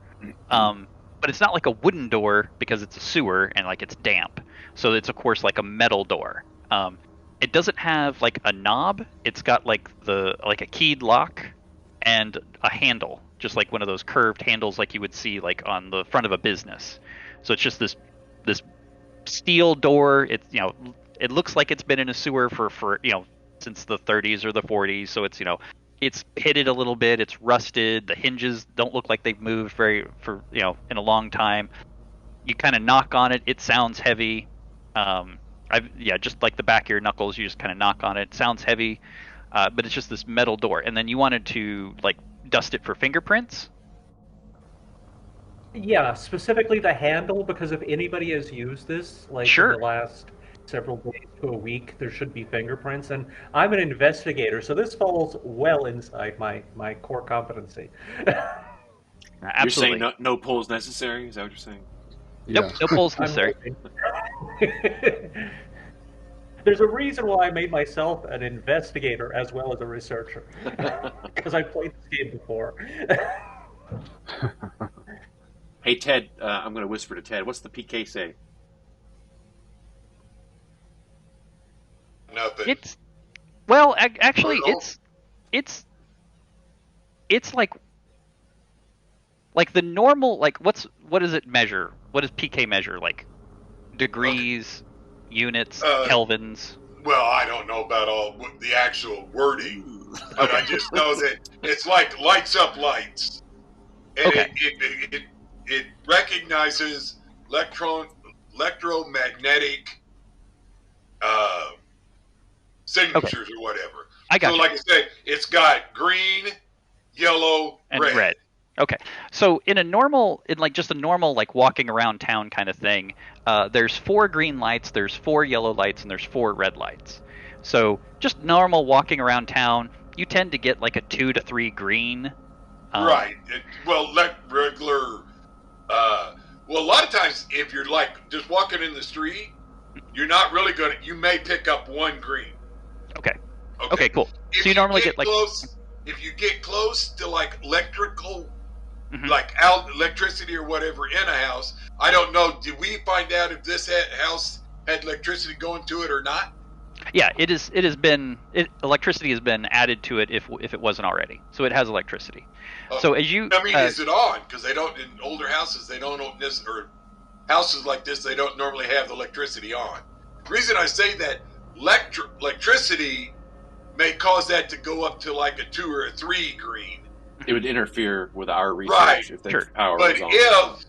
if it, like I said, but if you get ghost, will usually knock it up to a yellow, normally yellow and red. Okay. If it goes to red, you've got it strong.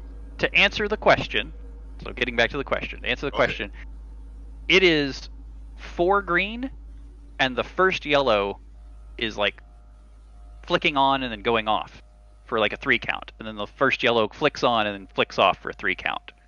So your first yellow light is intermittently blinking. Yeah, it's blinking. Yeah. Okay. Which means we're getting something here. We're getting something. Not major. Yeah, we're getting. It's something. probably picking up the EM from my light. No, that's not enough. But anyway. You're not going to brush it off that easy yet. I thought I just did. Well, you think so, but no. All right, we got the prints on the door. Yep, Velma goes in and you see her like break out her stuff and she starts dusting the handle. And what do you see, Vera? Figure out some stuff. Do I feel or sense anything if she's doing this? If I sense any little thing, I'm going to make a big point of it to explain to the audience. You are not feeling anything, but you are welcome to, I don't know if that's what you say. Embellish. No. Okay, I'm going to embellish. Otho's not more. Feeling anything. Okay. As so a he fact, says. So he says. There's a sense of dread. I feel the energy from the murders. Yes, my hairs are tingling at this point. Okay. And Vera, what do you find? You're asking me what I find?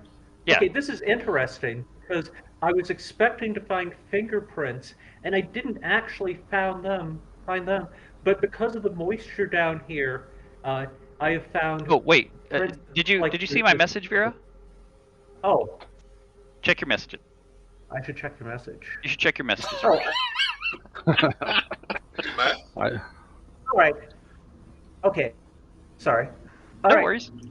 I saw fingerprints for a second, but then the breeze down here blew away the powder, and when I reapply, the prints are gone. And it shouldn't work like that. It really shouldn't. Isn't this very interesting? Now, the next thing I'm going to do, I am going to be inspecting the lock to see if there are marks, and I'm going to have to get up real close with the magnifying glass to see if there are marks where the lock has been picked. There are like some scratches that you would assume is probably somebody trying to pick the lock. But you guys were turned on to this by another set of urban explorers. But Sparks, they didn't know about this entrance. The guys that told you about this, they didn't know about this entrance but yeah, it does look like somebody tried to pick it at one time, but not really. Actually, no, just kind of like looking at the door and like the debris, like you guys had to clear like some boxes and some trash out from in front of it. It doesn't, if it was picked, it hasn't been picked in decades. Like this door hasn't moved in a very, very long time.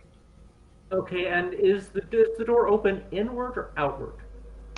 It opens. I have tried to remember. It opens inward.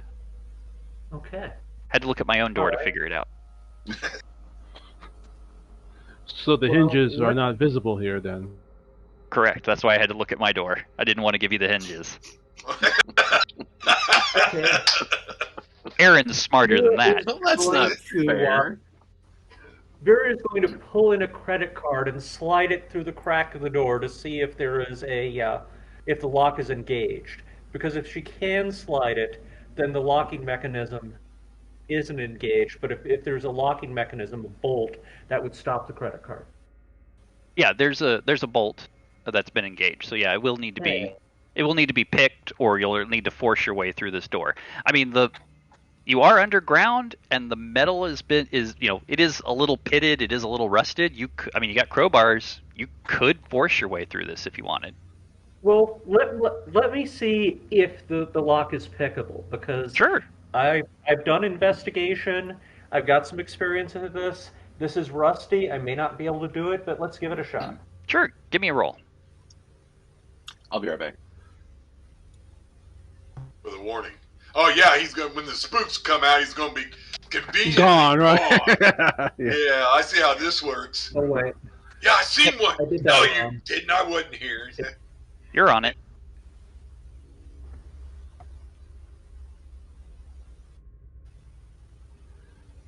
Why is it Not in a private message. You want to do it in the games channel. I'm not in the chat. That's why. I'm sorry. That's okay. I forgot I was in the chat. So I was saying, Vera's expert skills in lockpicking. I confused you by sending you a direct message. Damn. All right. Ben. Yep, you get in there. Yep, takes you a little while, but you fumble around. You get it unlocked. Riding a bike. Yep, just takes you a minute or two. It's the stink, the wet, but after a few minutes, yeah, you get it. And then if you or somebody else could really put some muscle into it and slowly drag it open, because like I said, it hasn't been open in years. But that lock was easy to muscle open, is though? not my Yeah. forte, so. I will get out some. What was oil easy for from her? and spray a little bit of seen three WD-40 in there. But Sure. yeah, I mean, somebody else should probably do the dragging the door open. Yeah, you can see where the hinges are on the door. So yeah, you get like the little rod on the WD-40 can, and you like wedge it into and you spray in there where the hinges are to try to oil the hinges a little bit. I got the TV camera, blaster. So, Otho or Otho- Ted, who wants to? Otho will push it in. He's Otho got a big pushes feet. and the door doesn't go anywhere. Or no, that's right. No, it goes in. I'm sorry. Yeah. I thought it was a pull. It's not a pull. It's a push. That's my mistake. Push. Yeah. So you push, and at first it doesn't move, and you hear a little bit of a creak, and it like barely moves, and then you kind of step back, try again, give it a good college try, and yeah, with all the groaning and creaking and like some rust like falls from the door frame and like gets onto you had like a shower cap or something, like, so you see like some dust on your shoulders, and like you can feel it hitting the top of your shower cap, and you get it open, and it opens up into a very narrow, steep set of stairs that go up about 7-8 feet. Because you guys are a decent way under the ground, so you've got this like very narrow, very tall stairway going up about 6-7 feet. Is my meter registering anything more? Nope, just what it was, just that flickering yellow. Okay. Concrete, wood, brick. What are you looking at for the stairs? It's all brick. Like the stairs are brick, the walls are brick, everything's brick. There's no handle. Is it dusty? No, everything's wet. This is the sewer. Everything's just wet. I mean, the staircase. I mean, it does. Even if it's wet, is it like slime on it, or is it like with mold growing, or is it Good thing not we like bring not like. respirators. I mean, a little bit, but not like a concerning amount. Not like you think you're gonna step and you're just gonna like your feet are just gonna kick out from underneath you. I'm also going to assume that everybody is wearing like slip resistant shoes, something like that. I'm wearing hip actually- waders. Oh wait, you hip waders. Yes. Okay, yeah. Yeah. They've got probably not too slippery. Doesn't look super slippery. Let's So, do this. Vera, you want us to go first? Sure. Although, given the rust here, I'm not as concerned about anyone having opened the door up there, because this one has obviously not been opened in years, possibly decades. Hmm. We may be the first people to see this tiny basement Make sure you narrate that, Owen. Yes. for a decade. The first people to see this. Okay. So you guys The last. head into this little narrow staircase, and Vera, you start climbing these, and I mean you can tell that these stairs are like taller than normal stairs. You're having to lift your foot higher than you normally would, and when you push up on the next stair, it's quite a. You can tell these stairs are just taller and narrower and shallower than a normal Actually, set of wait. staircase. Go ahead. Before we go up, Sure. We're down here in this small enclosed space. Mhm. Hand me one of the crowbars. I'm going to take it, and I'm going to knock on the walls and listen for hollowness behind the walls in case there are any hidden places down here. Because Your mag light a very easy place. Oh, will be a very yeah, good but- thing to use. No, you use a That's- crowbar. That's Anything fine. better. She can, yeah. Okay. You use a crowbar. It doesn't sound hollow. It sounds solid. You're not hearing any echo or anything like that. So solid wall. yeah, No it sounds hidden solid. compartments here. Yep. Okay, now we proceed on. Yep. And like I said, the stairs are just solid brick. It looks like the bricks were set in a stair pattern. So there's no wood. It's just brick. You start climbing the stairs, and obviously you can tell that they're taller and narrower than normal. As you get to the top, there's a wooden door. The door is closed. When or if you do try the handle, it will be closed and locked. But the weird thing is, so you see as you're approaching it, you see the handle, and it's a normal door handle, and it's a normal like keyed door lock, like somebody's front door. That looks like the door pushes inward. But to the right of the keyed lock, because the handle and the key lock is on the left hand side. So to the right of the keyed lock is a hole that is right about the size of somebody's like hand or fist, and the wood is broken inward.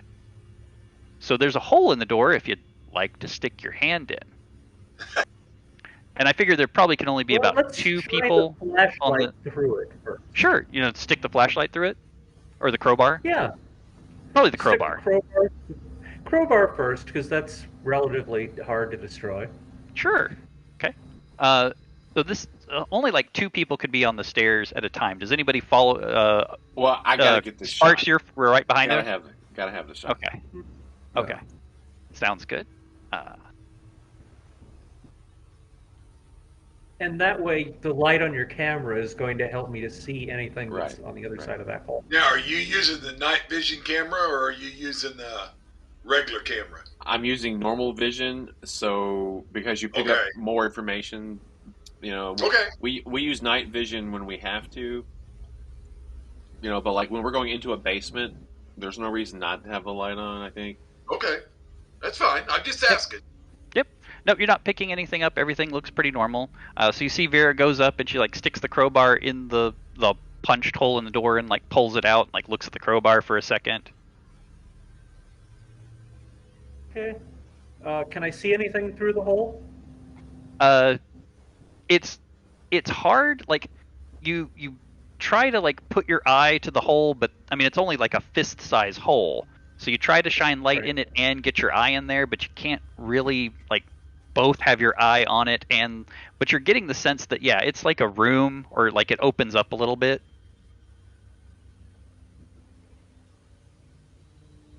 Okay, everybody be quiet for a moment. I just want to listen. Sure. Is it silent? Well, you've got It like is a now. drip. It's a sewer, so somewhere behind you is like that whoop, whoop, whoop, drip sound of like I'm water. not hearing anything coming from inside the house.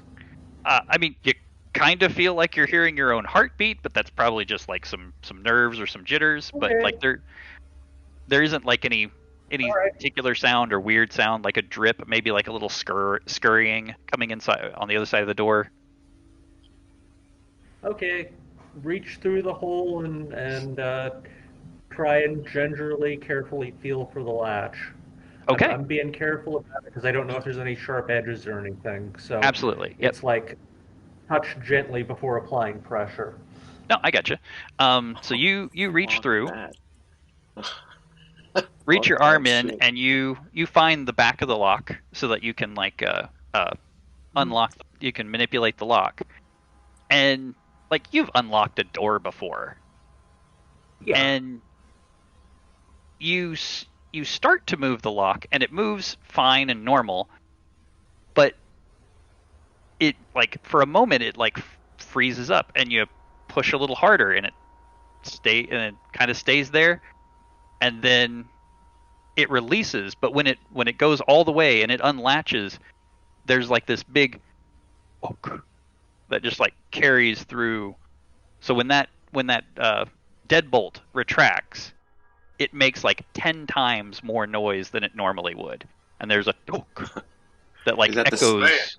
Is that the sound of a guillotine sliding down the door to chop off the hand? No, it's you guys have unlocked doors like that unlock sound, but it's like 10 times louder than it normally would, and just kind of like echoes down the.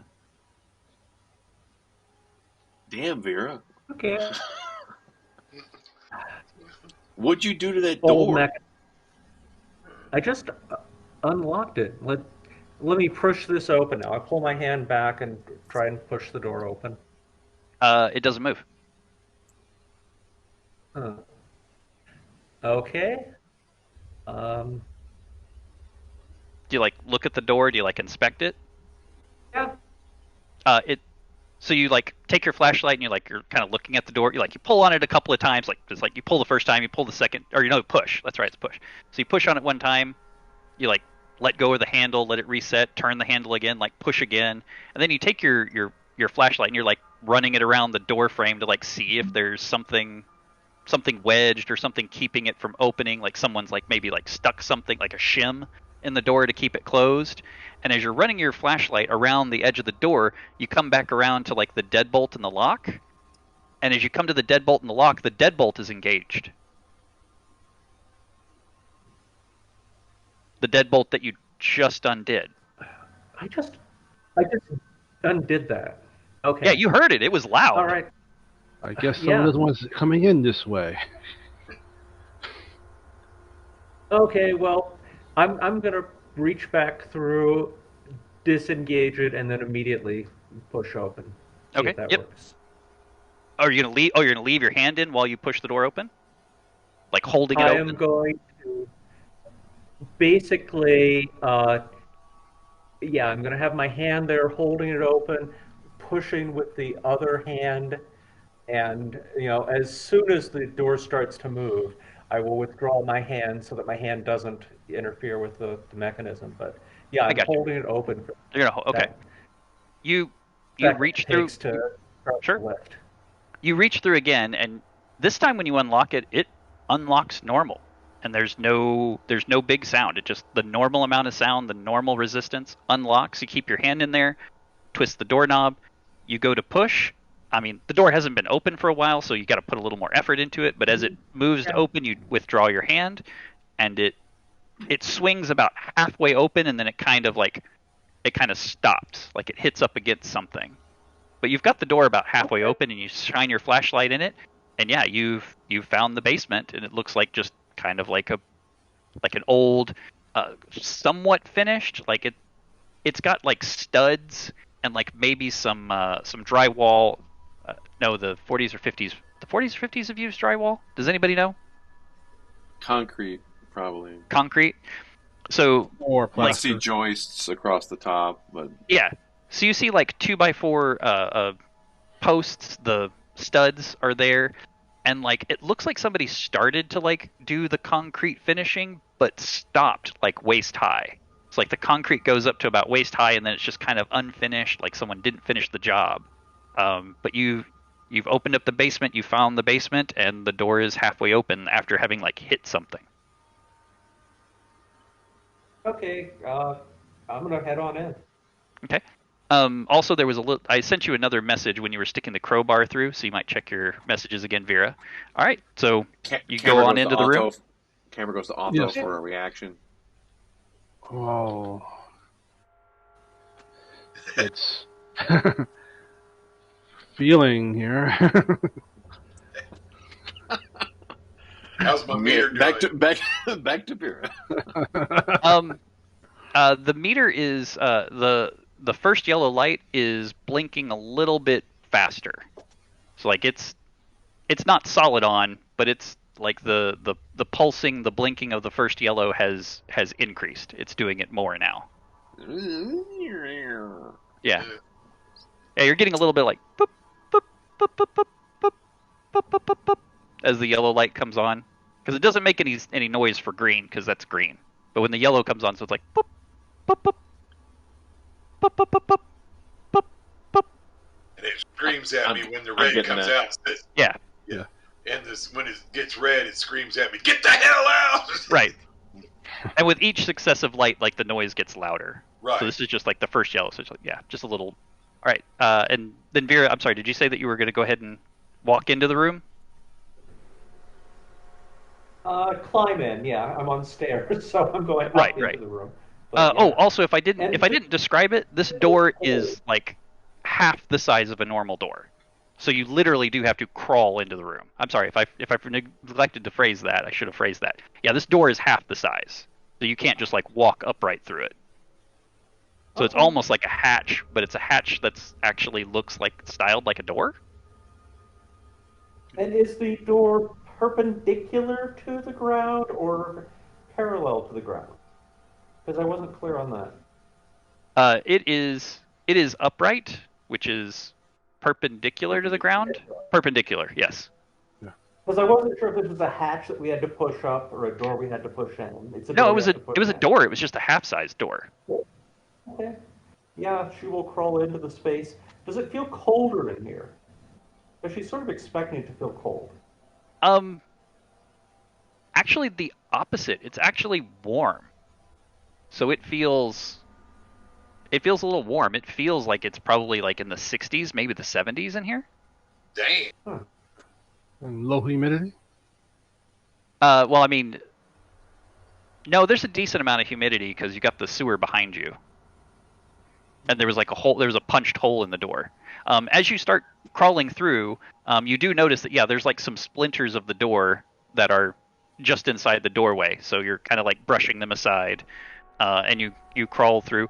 Obviously, it's a little bit dusty. It's a little bit dirty, but it is more or less dry. It's just damp from the air from the sewer, and you crawl through and kind of like flash your flashlight around, and it looks like a basement, like I described, and it's kind of half finished, like somebody started to concrete up and then stopped about halfway through. As you're looking through, trying to think. I had this figured out, and now I'm having to remember how I had it figured out. Okay, as you're going through and looking through the room, what was behind the door was like 3 of those steamer trunks. So there's like 3 steamer trunks that have been stacked on top of each other. They're old, they're kind of rusty, they look worn and used, but they were just stacked behind the door, and it like hit. So there's a stack of 3 steamer trunks behind the door. There's another door. This is the big room. So like if you looked at the attic picture, there's a big room and then like a triangular room. You've gone into the big room of the basement because the basement looks exactly like the attic. So there's a door over to your left, which leads to the triangular portion, the triangular room of the basement. In the middle of there's like some cardboard boxes and like maybe like some broken wooden chairs and things off to the side near the door that you came in. But the back half of the room looks like it's swept. There are no broken furniture in the back half of the room. And there's one wooden chair that looks like it's like bigger than a normal chair. Like if someone were to try to make the equivalent, but not quite, an armchair out of a wooden chair. Like you think of a big, comfy, like lazy boy chair, which has got all kinds of cushions in it. This is made out of wood, so it doesn't have cushion, but it's got like some nice armrests, and it's this big, comfy-looking wooden chair. And there does look like there was like a cushion or something that was in the middle of the seat that is now like mildewed and eroded and been chewed. So there's just like a little bit of like cotton and fluff and maybe a little bit of fabric that you suspect was probably a seat cushion in this nice big luxurious wooden chair. And in front of each of the chair is like on the walls, in between the studs, are seven pictures. So that like you could like sit in the chair and like see all 7 pictures. And like one picture is like an androgynous but like very beautiful high cheekboned person, and another picture is like someone sitting down to like a big thick meaty steak, and one picture is like somebody counting money. You're getting the idea at this point. So all with a little bit of basic deduction, there's a picture here to represent each one of the 7 sins.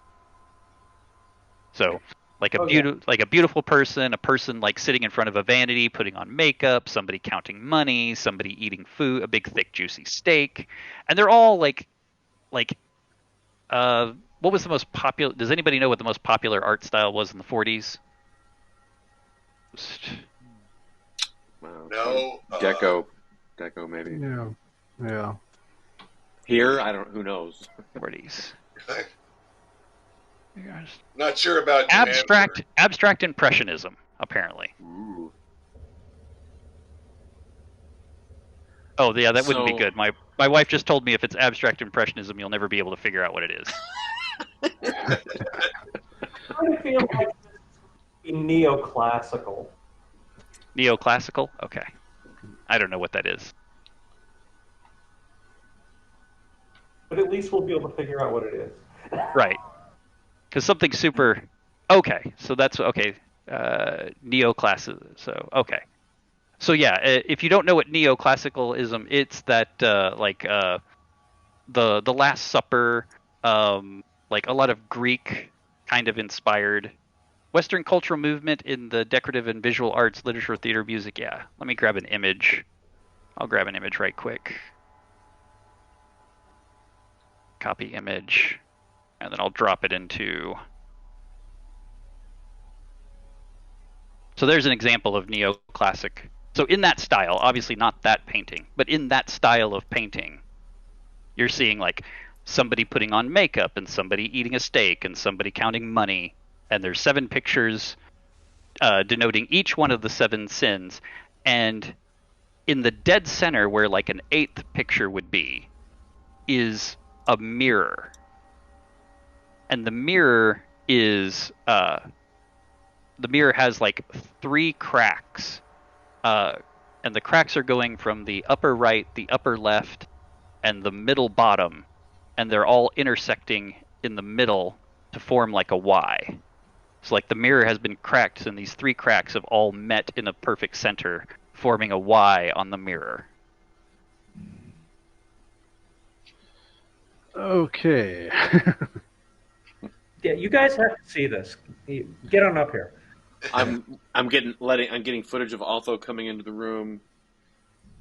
Which is Okay. very difficult, in a small door. Absolutely. So as you guys start walking up this narrow staircase and like crawling through the half door, Otho, give me a roll, please. Okay.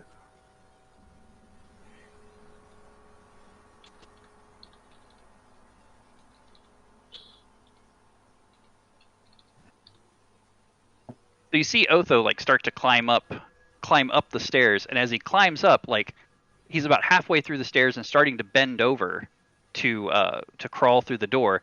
And as you do that, Otho, you feel like someone like jerk your right leg out from underneath you. So you kind of half fall forward, but you fall on your stomach, so not like on your face or anything. So you like fall forward and like on your stomach, kind of catching yourself on the basement floor, and your right leg is just like pulled out from underneath you on that slick on that slick staircase. So Ted, you almost like get hit by the heel. Again? Yeah, Ted. Watch Yeah, it, Otho. Poor Ted. yeah. It looks like Otho just like Already kicks been his hurt. leg back almost into your face. Yeah. But also, Does just the cleared meter his do nose. anything different? What's that? Does the meter do anything special? Nope. Because I'm watching it as I almost get kicked in the head. No, he Nope. just slipped. Nope. He just slipped. Someone grabbed my leg. Nobody grabbed your leg. I'm telling you, someone grabbed my leg. Ted wasn't doing it, right? I didn't do it. Yeah. We're all right here. Right. Nobody grabs your leg. I don't think it wants me here. It knows better. And you kind of get your feet back underneath you and crawl through on your hands and your knees. You get through, and yeah, all of you see the same thing that I described. Like the back half of the room has got some broken furniture, some wet cardboard. There's 3 steamer trunks that are stacked up behind the door that are preventing the door from opening fully open. And then there's that nice, like, ornate, like, well carved wooden chair with like the debris chewed up cushion, the 7 pictures with an 8th mirror in the middle, and the cracks forming a Y, dividing the mirror into like 3 parts. Guys, I should mention this. At first, I thought it was nothing. That it was just when I stuck the crowbar up in the hole, it felt like the crowbar got cold, and I figured it was just a cold breeze from the room. But you see how warm this room is, so it wasn't that. I don't know what it was, but I just want to mention it. So, one more. I want to mention someone touched my leg too, so there was definitely something going on here. I think we should set up the cameras, additional cameras on around here. Additional cameras. Get a good roll of the. Well, our infrared or whatever we're going to be, our ghost hunting equipment. I think we should start setting it up here. Got it. Well, I'm sure we got we some want to stuff have here. cameras set up before we open any of the trunks or Yeah. open the door. So this is more those of are gonna a one man, one camera, 10 cassettes and some power packs and a boom mic kind of configuration that we brought with us here. We got That's maybe up to some y'all. cameras back in the van we could go get.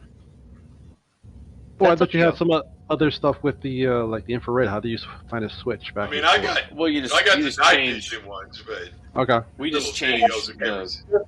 We just changed what the CCD is accepting, right? To turn over to low light is just I think- a switch.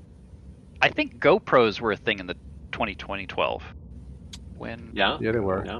Yeah, probably version 1, but yeah. Sure, but I mean, it was a thing. We've got some options. We can either go back through the sewers, which, given the way you guys are slipping and everything may not be the best idea, or if we go up, I brought the rope ladder so we could hang that from the 2nd floor, and somebody could climb down, and then you could send the equipment up that way. Your Well, call. What do we ask from the Ted? What do you have with you right now? said I've got my AMF meter. I've got the a recorder. I have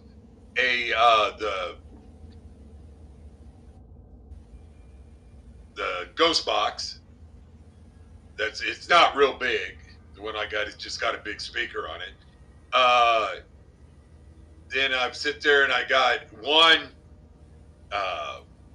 camera, night vision camera, that I hang on my deal.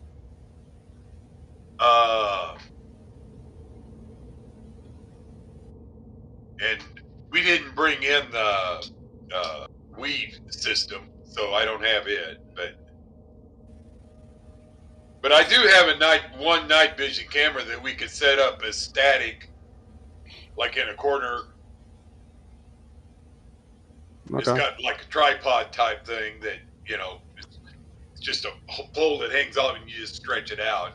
They didn't have fancy stuff back then where it raises and lowers and all that stuff like we do now, per se. All But right, it I'm can gonna be said. I'm Go gonna ahead. just try to do like a sense the room type of deal. I'm just gonna try to feel the area a little bit more. Like Have the try camera on me. to connect to something if it's here. Yeah, I have the camera on me. As I'm Oh going yes. around. Perhaps Alright, if you so sat in the chair. yeah, so Otho, you clear your mind or do whatever it is that helps you connect to to a spirit if a spirit is here. Perhaps see if you can speak to it because I think that was part of one of your questions was your ability to speak to spirits. Um, so you kind of relax your mind or whatever it is, and as you do that, you're just getting the feeling of like resistance. Like there's something there and it's resisting you. So much like if like two people were on the opposite side of a door and one was trying to push it open, one was trying to push it closed, like Right. you're feeling like back and forth. You're feeling resistance. Give and take. Yeah. Is there a Do you- location that seems to be stronger than the other with the resistance? Like if Not point- not in a particular direction. It's just kind of like the sensation or the feeling of resistance. I'm gonna ask you, do you want to like force it? Do you want to like force a connection? If you do, I'm gonna ask for 2 rolls, and I'll let you force a connection to whatever this is that you're feeling. I'm feeling definitely something trying to block me, guys. I can really feel something here. I should keep my comments off camera so we don't pick that up on the audio of the You- stuff. you- you- But you- I'm you back can here. always I'm like, edit. oh my god. And basically, you all got I'm doing is going him around the and, room checking with my meter. You got him and Vera in the back, off camera, rolling their eyes. Sure. Like he's good. So Ted's taking a little bit of a walk around, kind of checking with his meteor. You're again the first yellow just starts to like light up a little bit more. So now it's like boop boop boop boop boop boop boop boop boop boop boop boop boop. So now you're getting almost like a constant pulse with the first yellow. Otho, did you want to force this? Did you want to give me 2 rolls to force a connection, or you good with just the resistance? Go and for wanna... it. I'm just going to try to. Did we No, come no, here not to talk to him? It's up to you. No, I know, but I think we wanted to elongate this, so I want to make certain that we actually check the what's inside the steamer trunks and so on. Okay. Maybe the other bodies that they didn't find are down here. Okay. That is an open invitation for you, Otho. If at any time you feel like you want, like that presence is going to be here for a while. If you feel like you want to force it, just tell me, and you can make 2 rolls and force a connection with this presence. Okay. So moving on to the steamer trunks. So there are 3 steamer trunks that are lined up behind the door. Who's gonna like? Are you gonna? Is someone gonna grab them, unstack them? None of them appear to be locked. I've got a respirator on, so I They're probably just can't smell. But if there's like 50 years of death and decay coming out of those steamer trunks, just imagine what that might smell like. They do smell musty, but they don't smell rotten or anything. It doesn't like. A lot of these older steamer trunks did have like a cloth lining, so there might be a little bit of like that old cloth kind of smell, but not like a rotten not like a body rotten or or bleeding out for 50 years. No. Okay. Got it. They just smell old. They've got that old grandma house smell. Oh my god, I hate that. Oh, I hate that. I thought there was a ghost behind you, Griffin. I saw the shadow of someone behind you, and I was like, okay. It walked up it walked up, got up, walked, and went away. Well, I'm alone, so I don't know.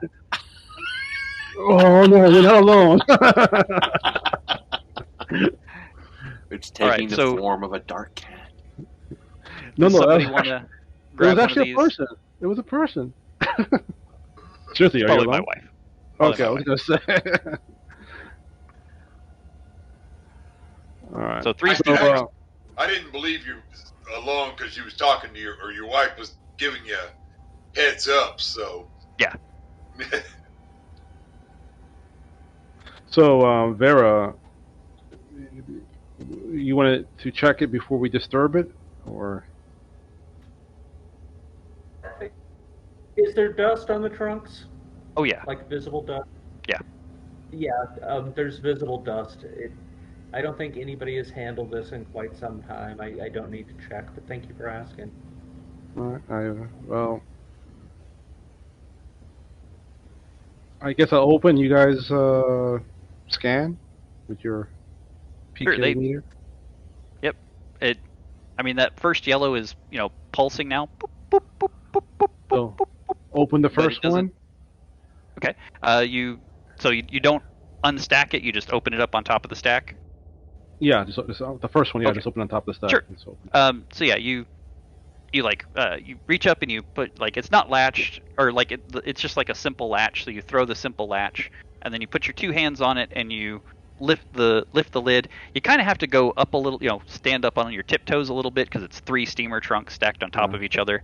And you look in it and no, there's like anything in there. There's just like some, like maybe there was like just like some cloth, like maybe there's like a shirt or something that's been like gnawed and chewed by a bunch of uh animals and things like that. And so you're holding it up, you're holding the lid open with your two hands, and you're kind of looking in there. You just see like some scraps of cloth or something, like maybe a couple of t-shirts got chewed up or something. And then you close it, and when you close the lid, and you pull your two hands away, you notice that because they were all dusty, covered in dust, you pull your two hands away, and there's the two handprints from where your hands were there, where the dust has been removed, and then there's a third one in the middle, but the third one in the middle doesn't have a thumb. Like, it's just it's a four-fingered handprint in between your two hands where the Look, dust has been. Sparks. Look, The take a size picture of of that. which, yeah, the size of the hand is small and childlike, or like a big No, meaty it's banana like finger. it's like a adult hand, but like an adult hand that doesn't have a thumb. And like you can see like the upper parts of the palm, and you can see the four fingers. Did the camera get the picture of it forming? No, because he had it like lifted up. I don't think anybody was like Okay, focusing all the right. camera on the lid as everybody was No. probably focusing the camera inside to see if there was something in it. So when it Well, comes down, the camera sees it. It didn't Yeah. see it before it went up. When Right. it comes down, it's there. And Right, because it was all covered in dust. Everything was So dust. These things Sparks hadn't been sees touched. Yeah. This- Yep. Spark sees it. You see the two What? the two 10-fingered handprints as Otho takes his hands away, and there's where the dust has been disturbed, and there's handprints there, and then there's a third one in the middle of his hands, and it's a four-fingered, no-thumbed handprint of like an adult hand. what direction? I mean, like if he did this, does it do this, or does it like the other direction? Oh yeah, like it's the opposite way, like it was coming over the top. I put the camera.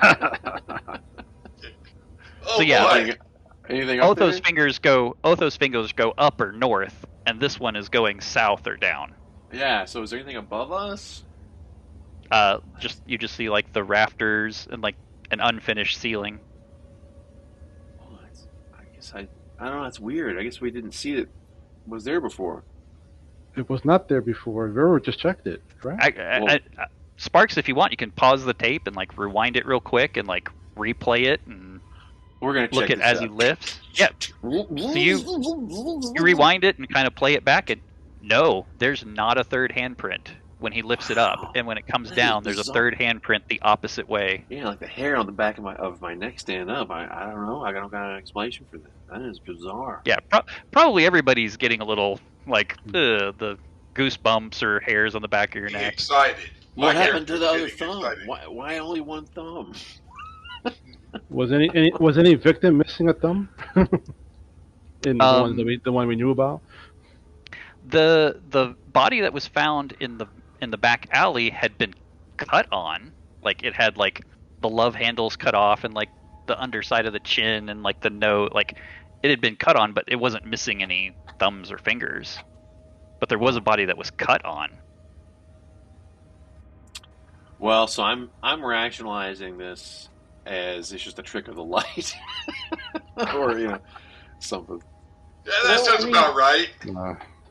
So If you want to talk about classic, the removal of fingers or thumbs from a thief is a punishment in some countries. So greed.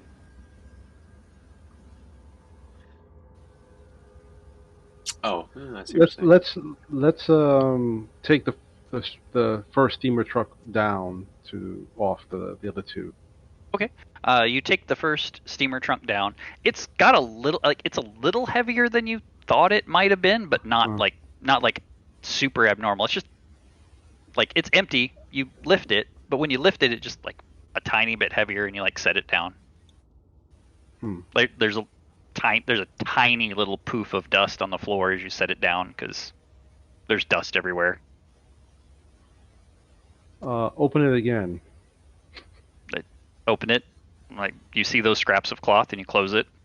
Sit Is there a there hand and there? use the meter over to it real close. No increase. That's Okay. still that. Boop, boop, boop, boop, boop, boop, boop. What was your question, Otho? No other handprints. No new handprints, but the third one is still there. Okay. Well, open the second steamer trunk without Okay. taking it off. You open up the second steamer trunk, take a look in it, and there's two bricks. Like the bricks are like broken, like one on opposite sides. There's just two bricks in there. They're cracked, but they looks like they're mostly intact. There's like a little bit of brick dust inside of it, but yeah, just two bricks. And you close it, and you just see your two handprints in the dust. Okay. Remove that steamer trunk. Okay. When you go to remove that one, it is obviously heavier than the first one, and more heavy than two bricks. So it feels like it's like to move it. It feels like it's almost a third full of bricks. Like you have to, like you go to move it, and it's that whole stop. Like you didn't, not enough. And then you put your back and your legs into it, and yeah, it takes a little bit. There's a little, and set it down on the ground. This is strange. And they're both the same type of steamer trunks, right? Yeah, more or less the same. Look like they're made more or less out of the same kind of probably like a press board or a cardboard. I think they had like particle board. Did they have particle board in the 40s and 50s or something equivalent? They made trunks out of something, leather, who knows, wood, I don't know. Yeah, they're made out of the same material, but this one is about 2 or 3 times as heavy as the other one. Way heavier than 2 bricks would make it. That's strange. Much very heavy. This is, well, I can't show it on screen, but it is extremely heavy. But we don't have a weight scale here, but trust me, it is heavier than it looks. We'll try the third one. Maybe it was being held to hold the third one, maybe. You pop the latches on the third steamer trunk and lift it up and take a look in it. What? Were all the other ones had latches associated with it, or they were just easy to open? I was just wondering. That's the first one I heard. Yeah, I said the first one had latches. Yeah, they just have like simple latches. And you just pop them. Right. You pop them open and lift up the lid and look inside of it. And inside this one is like a bunch of like what's the word I'm trying to look for? Corn husks. That's the word I'm looking for. So not corn, but the husk. And they're obviously like completely dry, very dry, very yellow, and just like it's half full of corn husks. Can I move that steamer box away from the door so it's not blocking it from being open fully? The one we came down from the steamer. You go to lift it, and like it is like you can't move it. You can't pick it up. See, impossible. Can I just drag it? You get down, like kind of squat down, grab the handle with both hands, and it moves a little. What about if I help? Okay, so like one of you is pulling, one of you is pushing. Brad, did you get that message? One of you pulling, one of you pushing, and you're able to like slowly move it across the floor. Sure, yeah. If you want to use, like, if 2 people want to get crowbars on one side and one person's like pulling, it is like an obvious strained effort. This thing Hold feels on. like it's got about 200 pounds as you're Hold up. levering it with a crowbar and pulling it. Yep. I got And Sparks. Otho on film. I got Ted helping him. Where is Vera? Oh yeah, Vera, are you on camera or behind camera? Vera was behind camera until she came forward with the crowbar to help. Okay. And She has been. when does that When he trigger? opened it, when he opened the third one. With the help of the crowbar. No, when he just No, opened it to look not when inside they it. opened it, when they started to move the third one. Right. All right, So well- Vera was behind you Behind me. when he opened the third All one. right. Well, I hear that sound. I look around to see if maybe she's hurt herself or whatever. And what do I see? Just standing there. She about looks to normal. about to deliver a crowbar off. Yeah. Well, no, he was just like opening and closing it. No, she was just standing there, like probably like staring intently at the trunk. I say, are you all right? We're backing up just a second. Yeah, back up a couple seconds. Are you okay? It's like the third one's being Yeah. opened. I look around. Like, did you hear Stand that? in here, why? Did you hear that? Never mind. I heard the click of the latch when he just opened I it. don't know. Yeah. I thought I heard a. I don't know. I thought I heard a. Never mind. Go ahead, open it. Now, did he pick it up on the mic of the camera? What he thinks he heard? Maybe. You've got like a little volume, like even like a rudimentary like volume meter or something to like. Yeah, you didn't see anything. I'm talking to Sparks. So in your camera, you've got like a little volume meter or whatever. You didn't see an abnormal spike in volume. So the camera didn't pick up anything. But yeah, you heard it. Must have been a board or a pipe. Sure. Absolutely. Must have been. Ortho was pushing too hard. Yeah. You close the lid, you grab the crowbars, and between like Vera and Otho and Ted, two people working a crowbar and one person, you're able to like slide, and like you can hear it sliding like you're moving something that weighs like 200 pounds across the floor.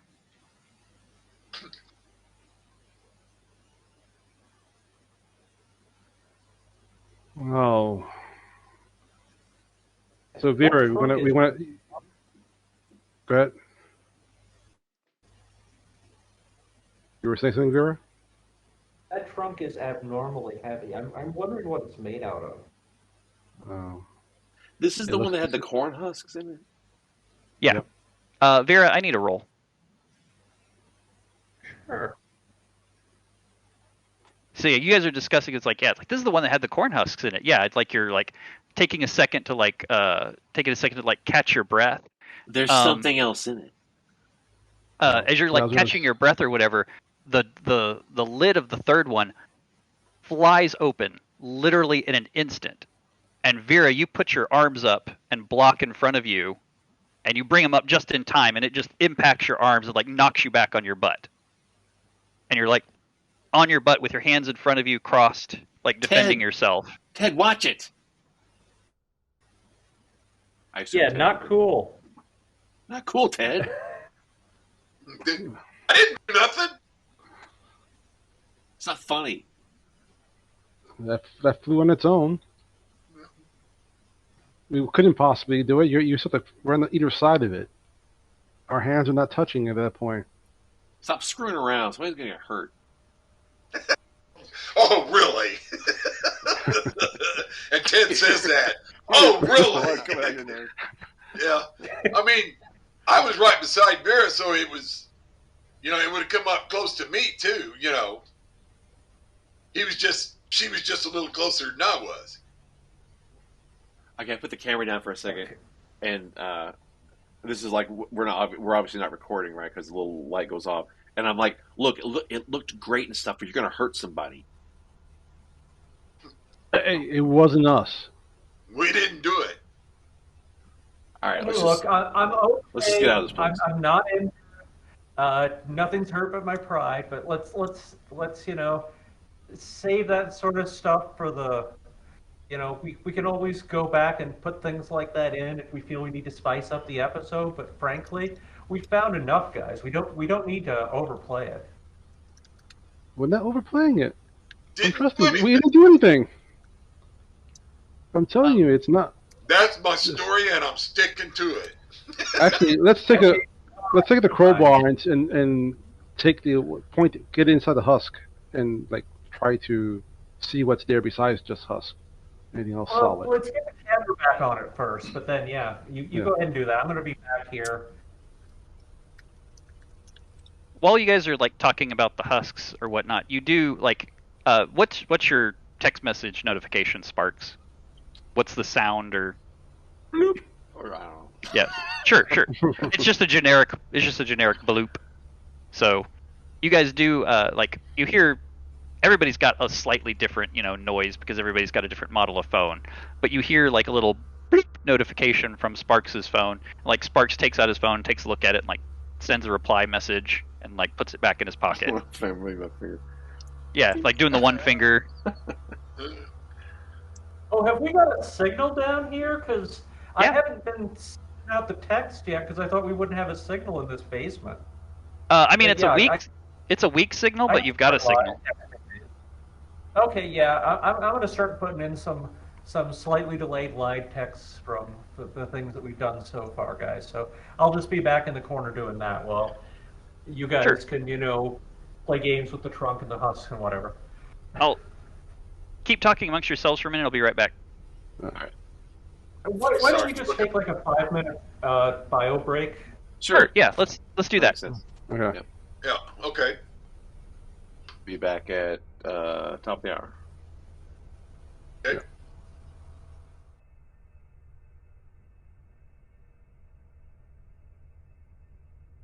Yeah, I did just notice it's about 5 o'clock, so I will need Yeah. to start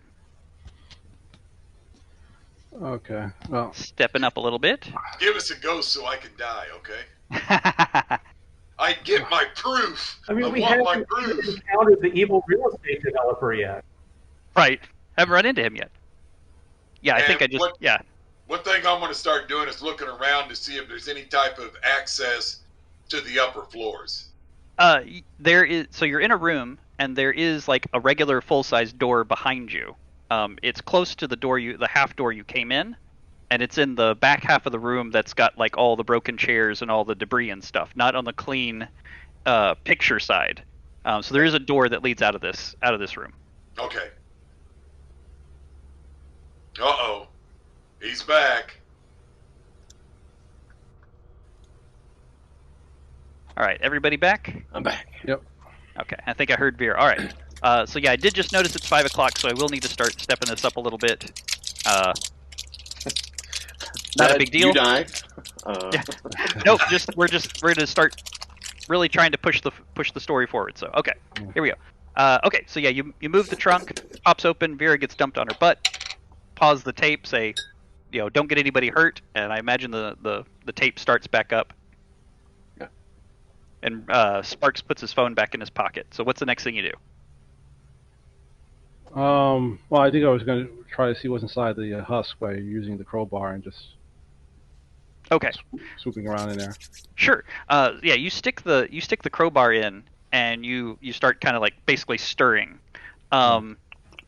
and after you've stirred it up for a little bit, hang on a second. Let me take a look. Let me take a look at what's in there.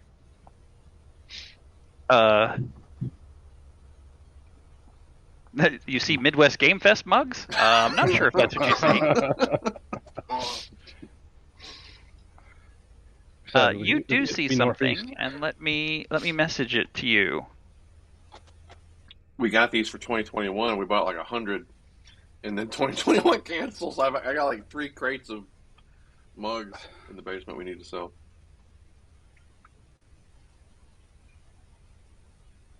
$2021 on them? No, mercifully, we didn't. We did not put the year on them. Okay. Okay, I sent you a message. So yeah, you take the crowbar and you start stirring around in there.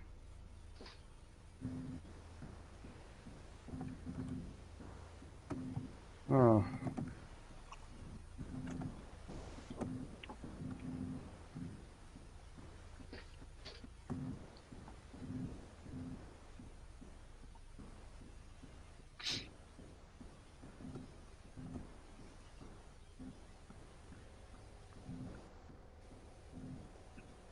Don't spoil it too much. Just give them teasers. Okay. Teasers.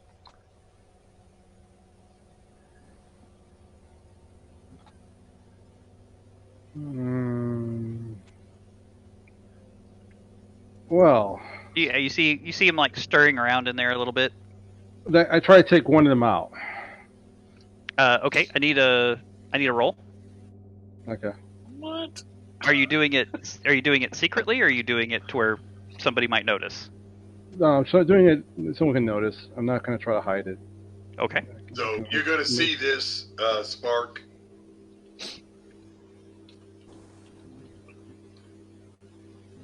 Okay. Ooh, Oh, that is a repeat. 50s. Uh-oh. Okay. What could And that possibly is go wrong on. here? That is on Otho. So we have a repeat. So you reach in to grab one, and you pick. So you guys see Otho reach in, and he picks up a coin, and it's like an old Spanish doubloon, and he puts it like in the center of his hand, and he like holds it out, and you guys are like, look, guys. And as he brings it out over, like as his hand goes from above the trunk to outside of the trunk, so now his hand is like, not directly above the trunk, it's like over the floor, and there's a Spanish doubloon in his hand. That doubloon suddenly weighs 700 pounds, and your hand is crashed into the floor and breaks a couple bones in your hand.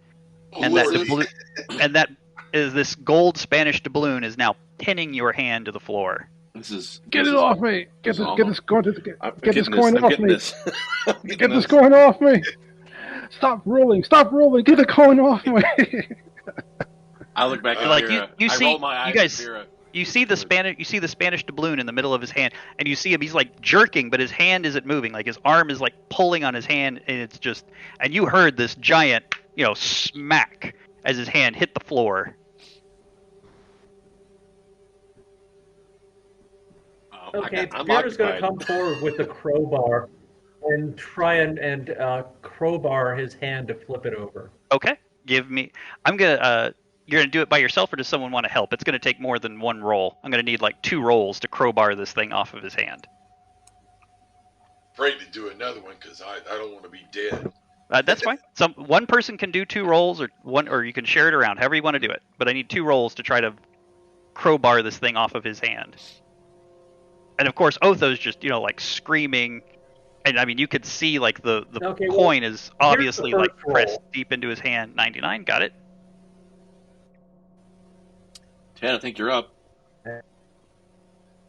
I think you don't have to, Ted. I mean, you've taken 1 hit already.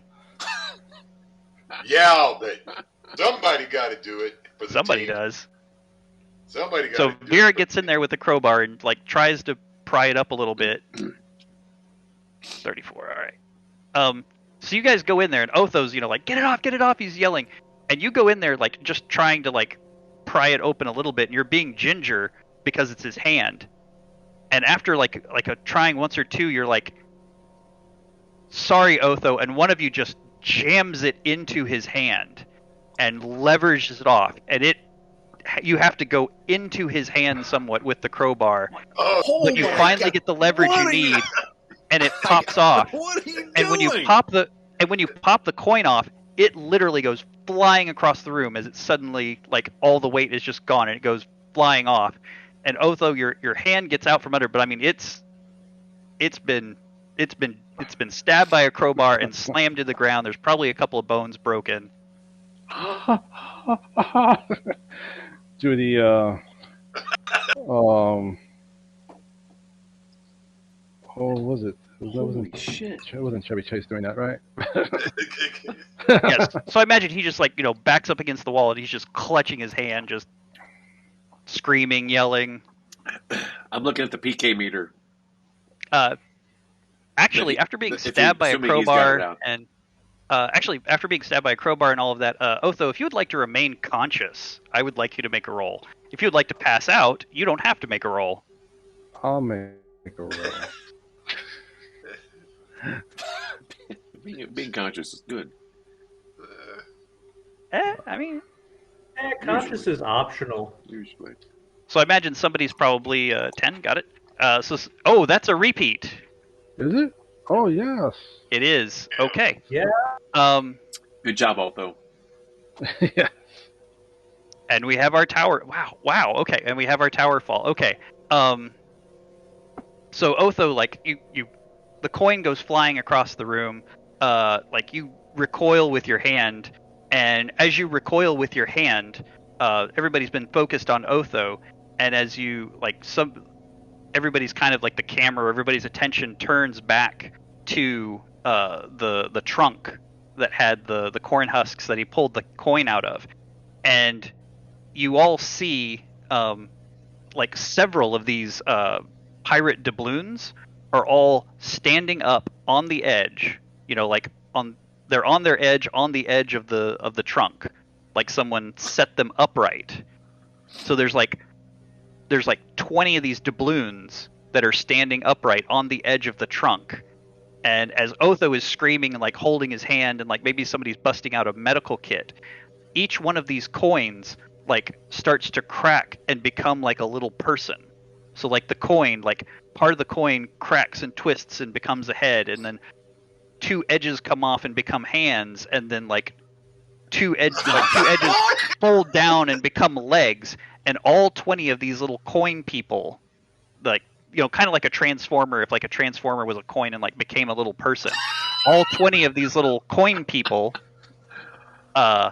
jump off of the trunk, and then like another 10 blow out of the trunk. Each one of them jump onto Otho, literally rip a part of Otho off, and each one of them all 30 of these little coin people grab a 1/30th of Otho, tear it off.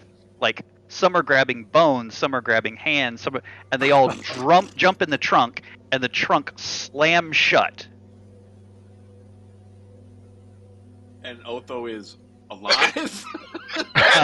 No. Well, you just saw him ripped apart into 30 pieces. You said they took 30 pieces There's and they all went so he's gone. He's in the trunk. Yeah. So- Well, Yeah. his And I blood. turned to him. Ted his blood is turns on the to floor. Sparks and goes, "Did you get that?" So one of them took his head, and his head was a little flabbergasted, I guess. At the It's probably screaming at you. Do you believe me now? holy shit! We must have gone. What? We must have inhaled some kind of hallucinogen in the sewer, or I don't know. It's time to go. There's It's gonna time be to a go. natural gas leak or something. It is time to go. It is time to go. It is time to go. Did you guys see that? Did you guys see that? Yeah. Did you So get it on there's tape? there's blood and like a little bit of like gas leak is coming from the sewer. We have to go up. there's blood and obviously like a little bit of like meat and stuff that's like left on the floor or whatnot, because I mean a person just got I'm not ripped the into only one 30 seeing pieces. this, right? But yeah, you all Yeah, saw it yeah. clear as day. You know, It's all right, I put the it's camera gotta be a down. hallucination. And Gas leak. how did we all hallucinate the same We thing? gotta go up. It's time to Did get you- out of here. it's on. Is it on the camera? I check back. Check the monitor. You Did you rewind. stop filming right before that happened because you were going to help him? No, you could be filming. That's fine. No, I'll I give was you the not film. helping.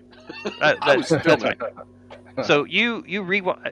So you're going to stay in this room and rewind the film and watch. I don't care. I'm just checking. No. This is like a 15-second operation to rewind this thing back. Right. And play it. Yeah. But I'm just checking. You're continuing to stay in this room. I don't really. That's fine. Yeah. Well, for Okay. 15 seconds. Sure. You rewind the tape. You hit play, and when you play the tape, I imagine all of you are probably like away from the trunks, like on the Right. farthest side of the room from the trunk. Oh, actually, let me ask. As you back up to rewind this, the furthest spot from the trunk will put you right in front of the pictures. Do you want to watch this under the pictures on the clean No. side of the room, or do you want to be on the dirty side I'm going to the door. I'm doing George, this so quickly. I'm doing this where I was standing, which Where I you were imagine standing, okay. was within 10 feet of the trunk. Sure, just seeing if anybody backed away from the trunk or if everybody still standing Well, around the after truck. that, like I said, I'm headed for the door. Okay, so Ted heads to the door, And to the other room, Vera's and starts always trying to work dead. the door. She likes that idea. Yeah, Vera. So the Oh. two of them start to open the door. Sparks, you're standing in the same place. You rewind it. You play it back, and when you play it back, instead of it being little like, you see Otho holding his hand. You see his hand broken. But it's not little coin people on the camera. It's a bunch of rats. But it's like a horde of rats come out of the trunk, all like bite, nibble, or tear pieces of Otho off, and a horde of rats go back into the trunk, and the trunk door slams. So basically the same thing, but it was a horde of rats instead of a horde of little coin men. Guys, something's not. What? What? In the meantime, Vera and Ted, you guys open the door and you find the little triangular shaped room of the basement, and in the ceiling is like a little attic door where you would like pull open the door or whatnot, and there's like a ladder folded up. You know, the attic Yeah, I rooms know. where you pull it down and like the ladder comes with it. Yeah. Same thing, but it's in the basement leading up to the first floor. Okay. So do you want to like try to jump and pull that down? Yes, definitely. Okay, give me a roll. Oh, no, I don't want to. No. Well, there was a death, so the number pool has refreshed. All 100 numbers are available. Oh, okay. So I get to do the first number. That's Yep, okay. you get to do the first number in a new pool. Okay. Okay. Let me... You guys are trying to get through that door that goes up. I'm gonna put the camera down, and I'm gonna put the other trunks back on top of that trunk. Sure. You pick up the middle one. It weighs way more than it should with 2 bricks. You stack it on top. You don't stack it like neatly on top. It's like a little bit askew. But when you drop it a little bit askew, Ted, go ahead. Yeah, there. I see it. When you a little bit askew, it snaps to perfect like vertical alignment. And then you pick up the light one, and the light one is a little bit heavier than it should be, but not half as heavy as the other ones. You set it, not quite perfectly, perfectly symmetrically in line, and it snaps perfectly in line. 71, got it. All right, you jump up and you grab the ladder and pull it down, and like the ladder folds out, and as the ladder is folding out, it unfolds in a way that you didn't think it would, and like it takes a little just a little cut in your finger, as it like whatever the joint was like started to go towards your hand, like it wanted to catch your hand, but you see it coming and you pull away, and you've just got just a little cut that's starting to well, just a little bit of blood from one of the joints unfolding the ladder, and you now have a ladder leading up to a closed hatch that would go to the first floor. So just to pause just for a second. Sure. I did that in a panic. I grabbed the camera and head toward the way we came while this is happening. Just FYI. The way you came, you're headed back out to the sewer? Yeah. Okay, so just make sure I understand. So Vera and Ted go into the other room and pull down the ladder, and you head back out. I'm in a complete panic. Sure. I just want to make sure I heard you right, because I don't want to put your character somewhere that you didn't say you were. Okay. You grab the camera, go on all fours. 3 hours and 15 minutes, I split the party. It took that long. That's fine. You crawl back through that door and start going down those brick stairs. As you were going down the brick stairs, the metal door that you guys picked the lock on is closed. So that pitted, rusted out metal door is now closed. Let me see. Okay. And I'll send you a message. Ted and Vera, you've got the ladder down. What are you guys doing? So, at this point, in a panic, I'm going up the stairs and trying to open up the hatch. I've kind of lost all reason. This is even more than anything I've ever seen in the past. Vera, meanwhile, has taken her turtleneck and pulled it up over her nose and mouth to try and help filter out the natural gas. And she's a little worried about Ted, so she's making sure she is not positioned under him in case he falls. Sure. And you're gonna try to go up the ladder and like get through the hatch. Yeah, once Ted goes and is clear and is not falling on me, I'm going to follow. Okay, so it sounds like Ted's going first up the ladder. So Ted, you get up to the ladder, you get to the hatch, and the hatch is stuck. So I need 2 rolls to get that hatch open. That's not good. Okay. All right, Oh, but guys. you got a shiny new number pool. What's the worst that could happen? You could roll a 71.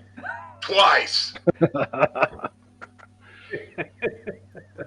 That's my luck. Got a whole new pool. Oops, that's not right. All right, here goes the first one. Ooh, made that one.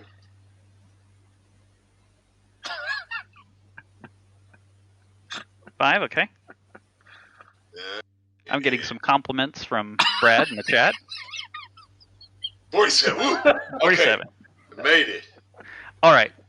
You like push on it like thinking it will go and it doesn't go. You push harder. You push harder and harder, and you start to feel the wood of the hatch. You start to feel it heat up, and it's like getting warm, like as if you were touching something metal, but it's wood. It's obviously wood. You can feel the texture of the wood, and you push harder and harder, and just kind of in your panic and the adrenaline, you throw the hatch open, and you start climbing up the ladder to get into the first floor, probably the living room.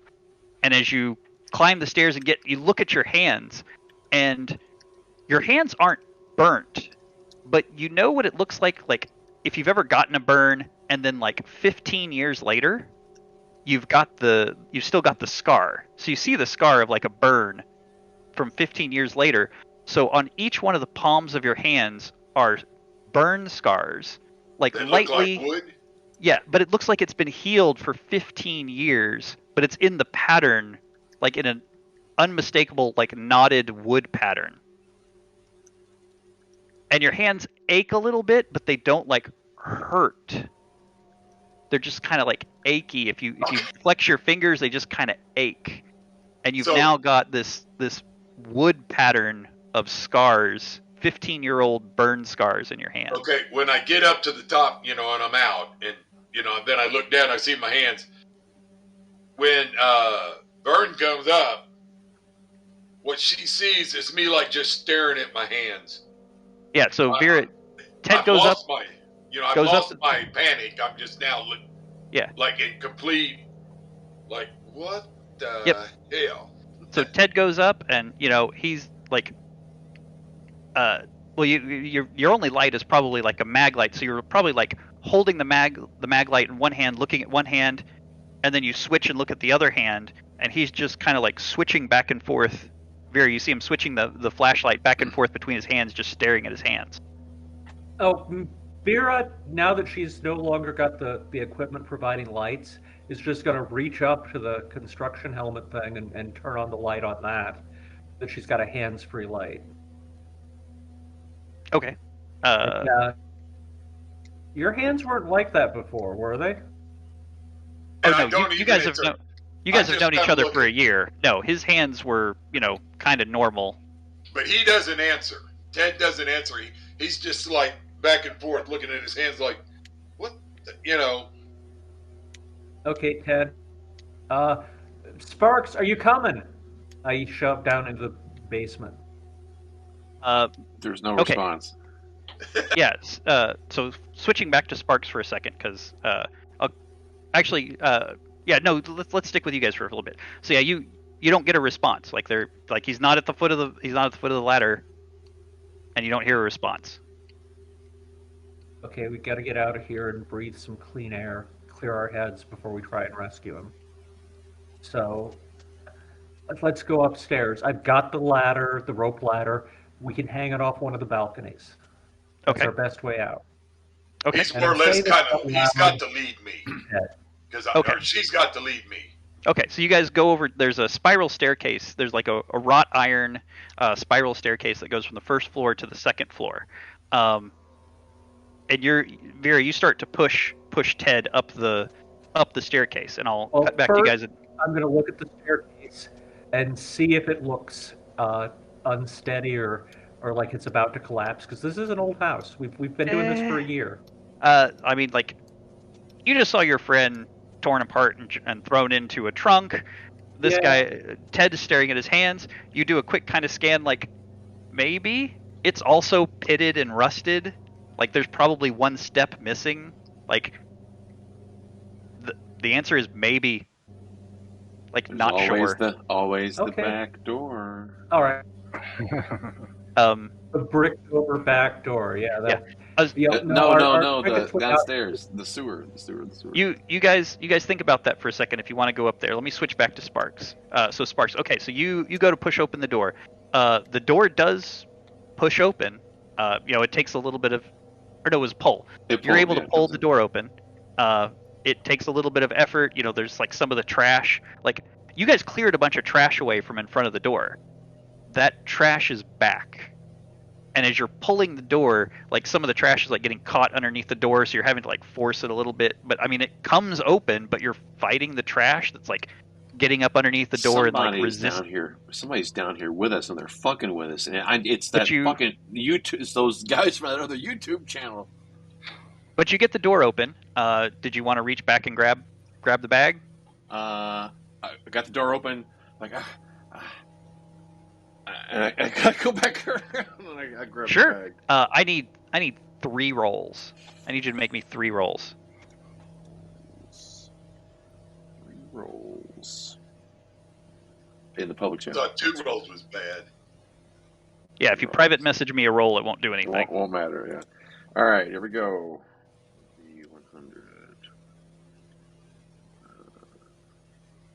100. Boom. 56. Boom. 63. What's the other one? 76. 76. Okay, all 3 of those were unmarked. You reach back around. You grab that plastic Ziploc bag, and the plastic starts to melt, and it melts into a hand that like a hot plastic hand interlaces and grabs your fingers. And as you start to feel like, I mean, you don't know what burning plastic feels like, but you can imagine. But you can imagine what burning plastic. So what feels like a burning plastic hand interlaces into your fingers and like starts, and you just rip your hand back, and your hand is it's not burnt like I need medical attention burnt, but your hand feels warm, and like the skin is kind of pink. And like maybe like the first or second layer of skin is kind of like like a second degree burn. Yeah. Like it stings. It's not bad, and you kind of like you flash your light around, and you can kind of see like the bag was just like the bag was nailed to the door. So like there was a Ziploc bag. What he saw was a Ziploc bag with like $100 bills, like all neatly packaged into this giant like gallon-sized Ziploc bag.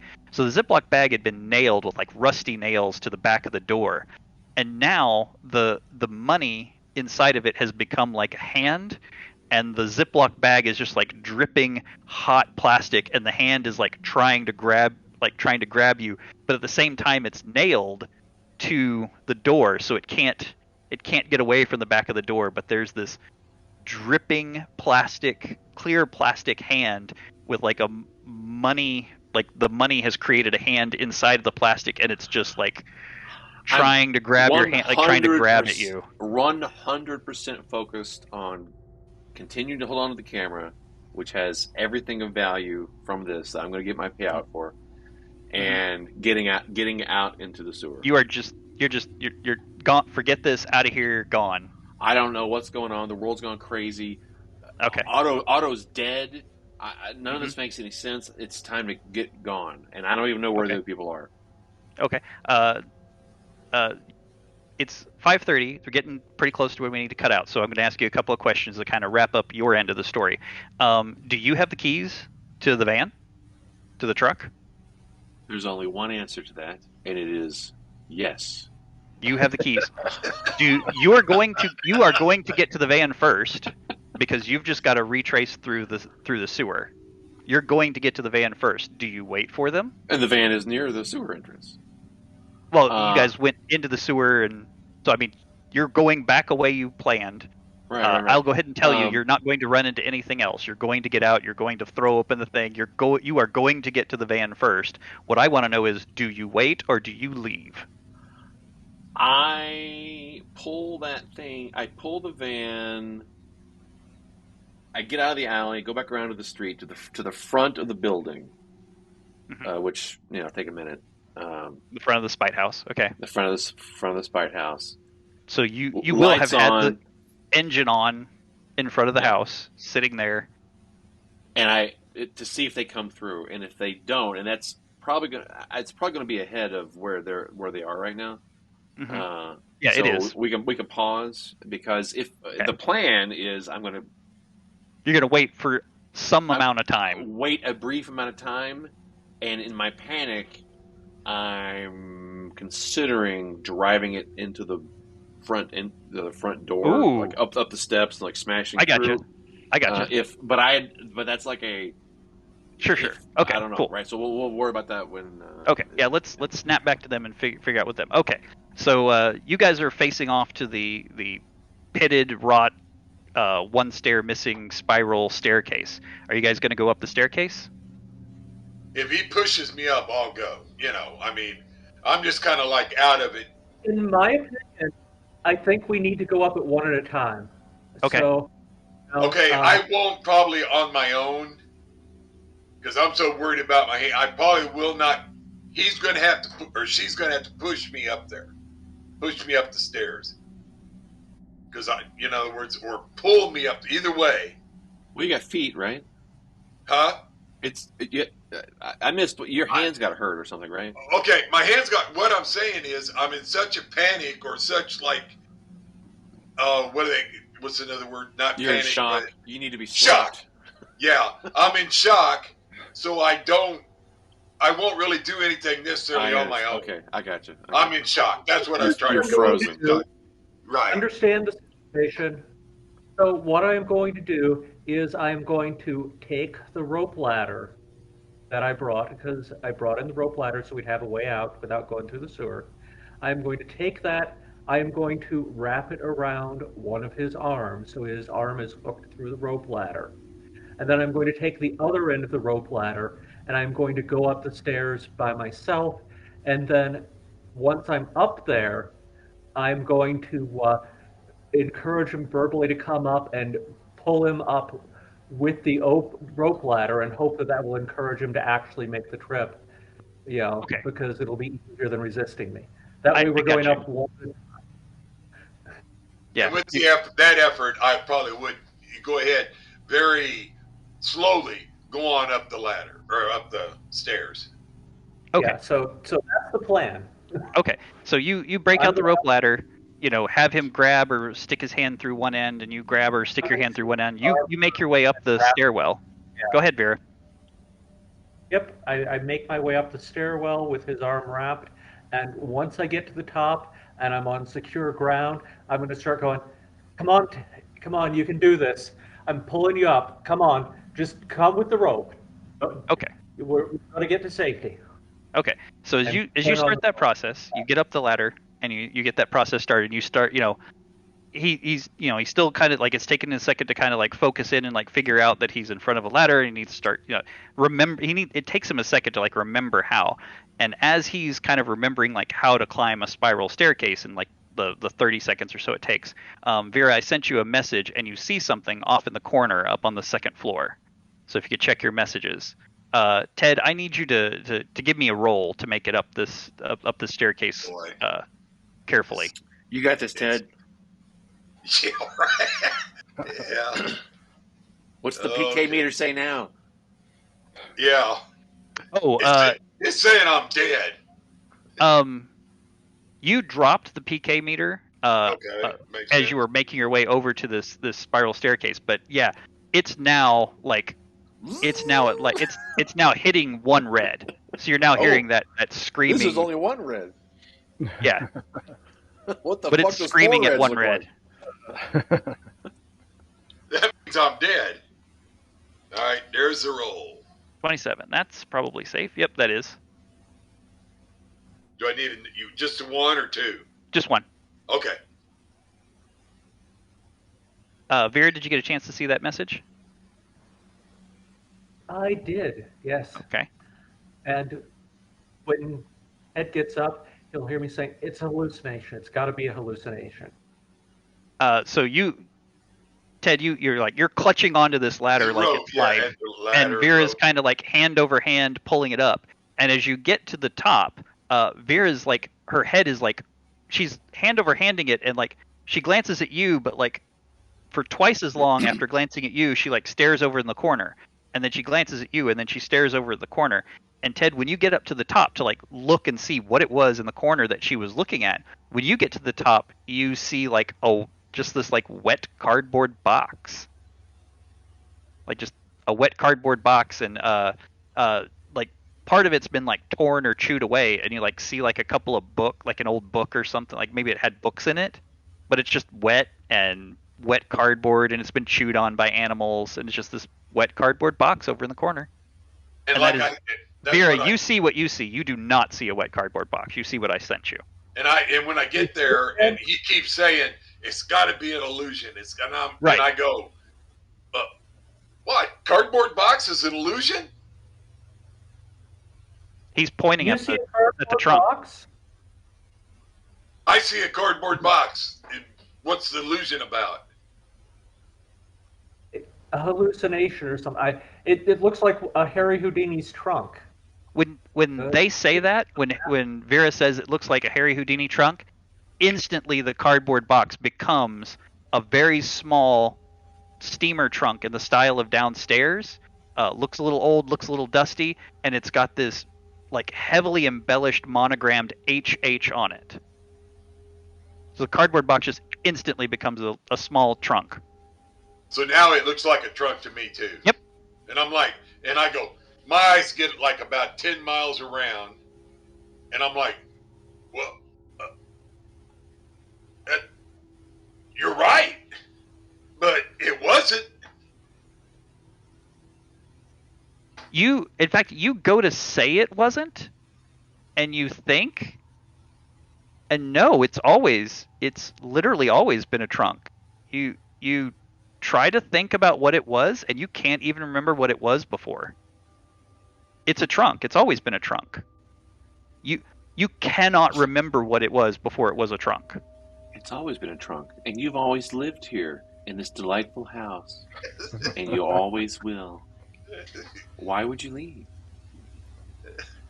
So That's about the size. First rule: HH. secure the exit. So out of character for a minute. So or never mind. Fuck it. Yeah, let's finish. We can talk about it afterwards. So First rule: always secure the exits. So I'm leaving the trunk for the moment. okay, Trying to decide if I should go back for it, but I'm going to try and get to one of the balconies because Okay. we need a path out of here. okay. You get over to one of the. So you're in the. If you're looking at the map, you're in the upstairs living room. So you want to try to get that single door open and get out to that balcony. Sure. Okay. You get over to that door, and the door is locked, and I'm turn not the knob. taking time to check it. If it's locked, I'm just using the crowbar. You're just going to break it. Yes, You because swing at the door. Yep. No, I'm prying the door. Oh, you're It's a prying the door crowbar. open. Okay, you prying the Prying. door open. Gotcha. Well, Just it's also got. stick it in, Okay. pop it To open. just- And they're staring at the trunk now. Right. To describe the door, it's a door, but it's got a piece of glass in it, but the piece of glass goes close to the top to close to the bottom. So it's got like a 4-foot piece of glass that's about like,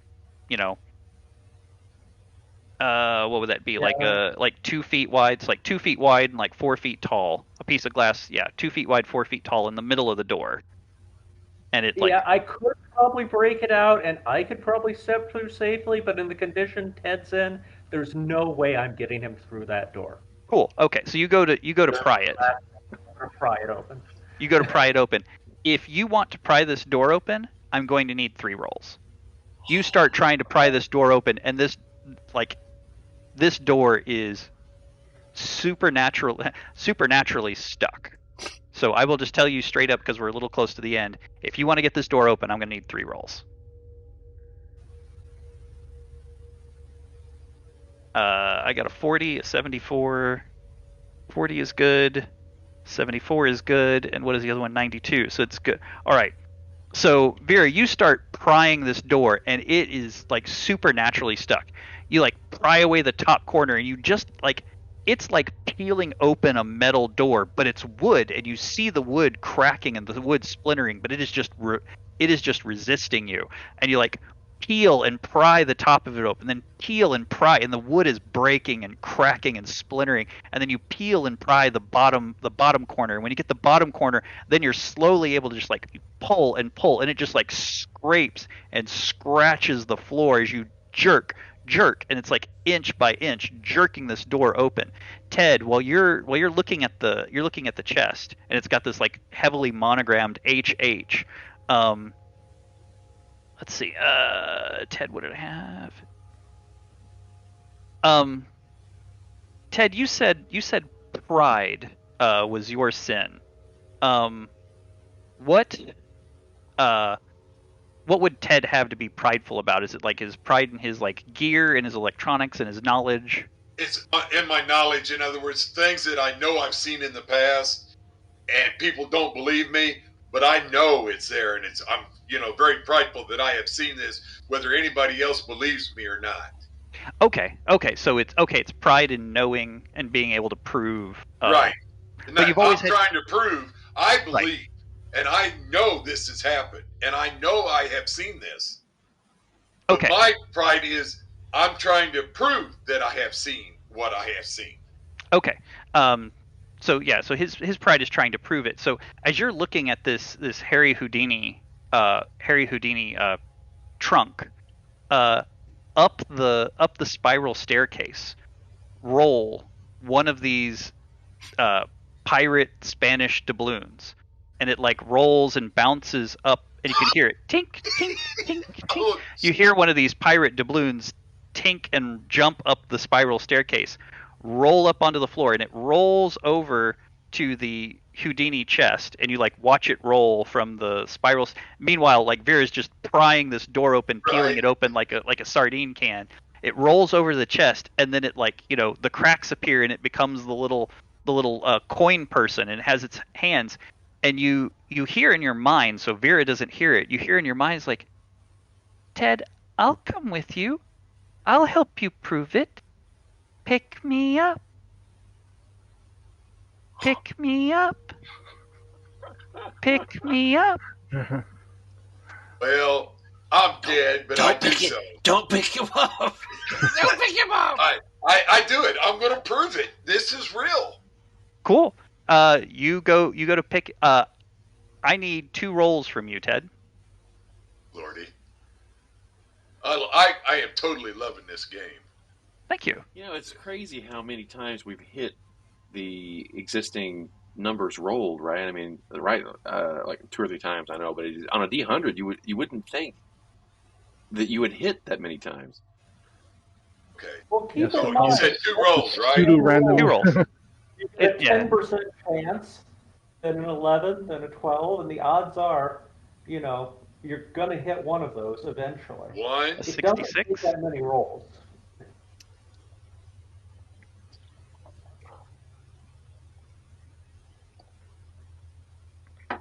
I rolled and I missed it. Try to make sure I hit the right numbers. Okay. 45.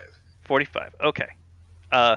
So neither one of those numbers were ones that were previously rolled. So you don't die.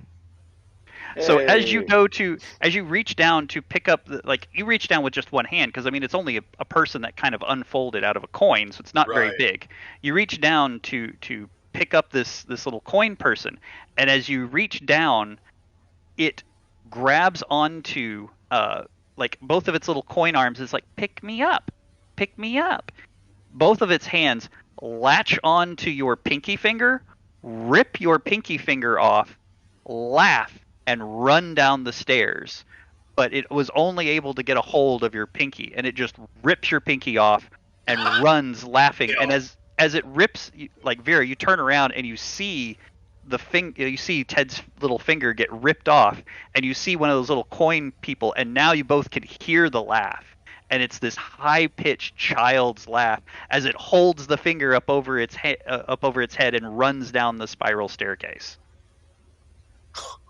And Vera, you've now pried the door open. The door is open, and Ted is like screaming, holding his hand. Okay, I'm going to shout to Ted. Come here, Ted. I'm not letting go of this door. If it's slammed shut, I don't know if I can get it back open. We've got to get out of here. Was Ted Come on here. a tether? I can't remember if he was. Well, I was. I don't know if I still am. That's up to you. Ted, do you go towards the door? I'm just going to yell. I tell you what, if I go running for the door, I'm probably going to just to keep her running. That's fine. Do you want to? Do you stay in the room or do you run towards the door? I run Finger toward with the that door. Finger Okay. went that way. Okay, you run. So Ted, like, he's screaming, hold his hand, and then you say that to him, and like he kind of blinks a couple times and comes to, like, putting pressure on his hand. He runs through the door. And I jump over the railing. Jump over the rail. Okay, out onto the balcony. I don't wait for no ladder. Sure. I don't run for no you're ladder. you're gonna jump down. Yeah. Okay. I'm gonna need a roll to not break your legs. You see, Ted is holding his hand, and he just vaults over the balcony and just jumps it in one move. Okay. Vera, you're holding the door. Do you go out on the balcony? Oh, What do I you go do? out on the balcony. I predict you roll up. complete impalement on very like a by rebar the or chest. something. He just lost his Hey, thumb. don't help him, Brad. Really helped to solidify that 41. I should leave him left alone. Okay, Vera, I didn't catch quite what you were saying because So what were you saying? You go out on the balcony and do what? By the chest, but now she's going out on the balcony because he just lost his thumb. And Well, it little did not finger. say- Well, little finger, whatever finger he lost. He lost one of them. So yeah, I'm going out on the balcony. I'm deploying the rope ladder and climbing down. Okay. You safely deploy the rope ladder over the side. You come down. At this point, Sparks, you're sitting in the van out front, so you've got like the lights on or whatever. It's like 9:30, maybe 10 o'clock at night, so it's dark, but it's not like super. It's not the pitch dark. So you guys see the van running with like the lights on, and you see somebody in the driver's seat, and Sparks, you're sitting there, right in front of the house. You're kind of like deciding if like, do I need to ram the front of the house? Do I need to? Ted, you jump over. Put it in the drive. Yeah, Ted, you jump over the railing and you land, and you don't land perfectly. Like you roll your ankle some, but like nothing breaks, nothing hurts. You kind of roll your ankle a little bit, and you kind of get up. And as you get up, you look. You're squeezing your hand, trying to restrict the flow of blood. And as you look at your hand, your little finger it's complete. It's there, but it is like. So like you've got. I'm assuming have you got your camera on? Who, me? No, Yeah, at Ted. No, Ted No, does I mean, not have... no. Can you see Aaron's camera? Can you see my hand on the screen? Oh, wait a minute. Okay. Let me see something here.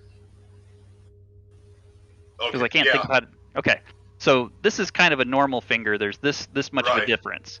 So Right. your finger that was previously ripped off, it's there, but rather than this normal amount of distance, Right. it's like here. So your little a finger baby is finger. back on My your little hand. finger is now little. It's now half the size it used to be, but it is on your hand. But there's like a ring of like stitching and scarring, as if you had like gone to a hospital and like gotten a finger reattached. So now there's a perfect ring of like a reattachment around that shortened little finger. Okay. I tell you what, my ghost hunting days are over. My real ghost hunting days may be over. And Vera, you climb down the ladder. Like Ted's like probably like kind of half freaking out, like looking at his hand, and you look and you see, yeah, now he's got a little stubby a little stubby little finger, and it's got that scar ring around it. You guys like grab each other and kind of half help, kind of half get towards the van, and Sparks is there with the van running. I imagine you probably just like pour into the van. Yeah, just door open, jump in, and all I can say is go, go, go. I go, go, go. I go, All right. go, go. I go, Gadget, go. Yeah, we are totally leaving that ladder behind. That ladder is lost. You guys, okay. As is Otho. You guys get the fuck out. My question is, do you like? You guys got a hotel room, like probably on the outskirts of town. Do you head to the hotel room, or are you guys just fuck off out of Mooseburg? What's the drive back to Jersey or wherever? You could probably make you think like as you kind of take a couple of breaths, as you're starting to get to the outskirts of town towards your hotel. You've got about another 10 or 15 minutes before you would get to the hotel where you have a reservation. But you also think if you drive for 4 hours, you can make it to the next town that probably has like a Holiday Inn or something. But it's like a 4-hour drive. I don't think fuck. There's probably like a laptop or I don't know. There's probably something at the hotel. I'm not concerned about it unless someone else really, really wants to go to the hotel. Right. No condition to make a decision. Well, I mean, 4 hours from anywhere from New Hampshire, you can get to Boston easily. Or okay. Let's just go. Let's just get out of here. Get out. We're getting out of here. We're going. So busted my nose, broke my nose, burnt my hands, lost a finger, and now it's shorter. I'm all for getting the hell out of Dodge. What are you complaining about? I'm in pieces inside a trunk. Well, Vera? I know. Oh, and I seen that.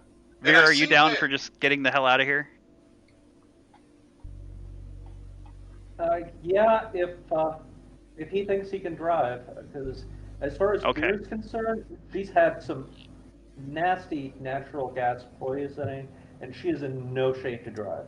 Okay, so you guys just fuck off out of Mooseburg. Like, maybe you left some stuff behind, maybe a laptop, maybe some clothes. Don't give a shit. Nobody's got toiletries. Nobody's got a change of underwear.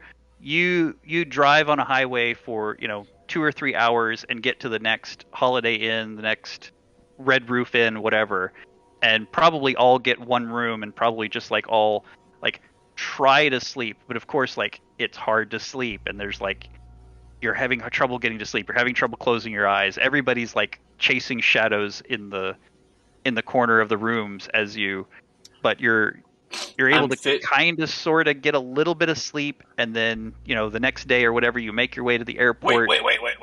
Go ahead. Pause. Okay. I'm doing something with my gear while we're all having trouble sleeping. And sure. Are you sending it? I'm doing the thing. Okay, you do it. Okay. So and the next morning you guys trading off shifts or whatever, you make it to the airport, make your flights, and head back home, and that's where we'll kind of wrap. And now if you guys want to tell, like the three of you that made it out, if you want to tell me like what happens to Sparks, Ted, and Vera like in the next 5 to 10 years, like what's their epilogue? Well, gives up. Ghost hunting. I mean, that's he's going to go into retirement and stay in retirement. He is like giving up on, no, even though this is real, and he's always known it was real, this is just too much for Ted. You guys remember the original Poltergeist and the one guy who has the chicken and it turns into maggots and then like he doesn't come back the next day, right? Like he's like the one dude who does not come back. He's Ted. Yeah. Okay. He was so he retires, probably like starts to become a bit of a recluse, doesn't really go out except for maybe like groceries, and like doesn't want to talk about it. He has those delivered. Yeah, sure. Sparks and Vera, what's the 5 to 10 year epilogue on them? I'll go. So, with the money that I get for leaking this primo footage prior to us airing it ourselves, I knew that was happening.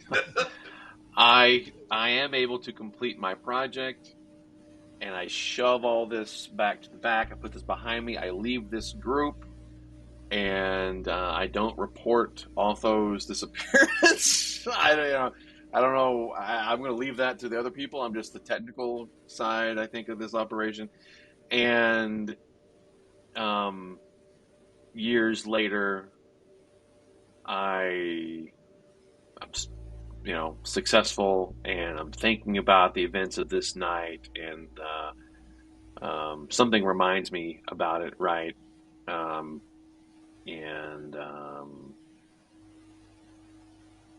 something's picking at my brain about it, and I decide to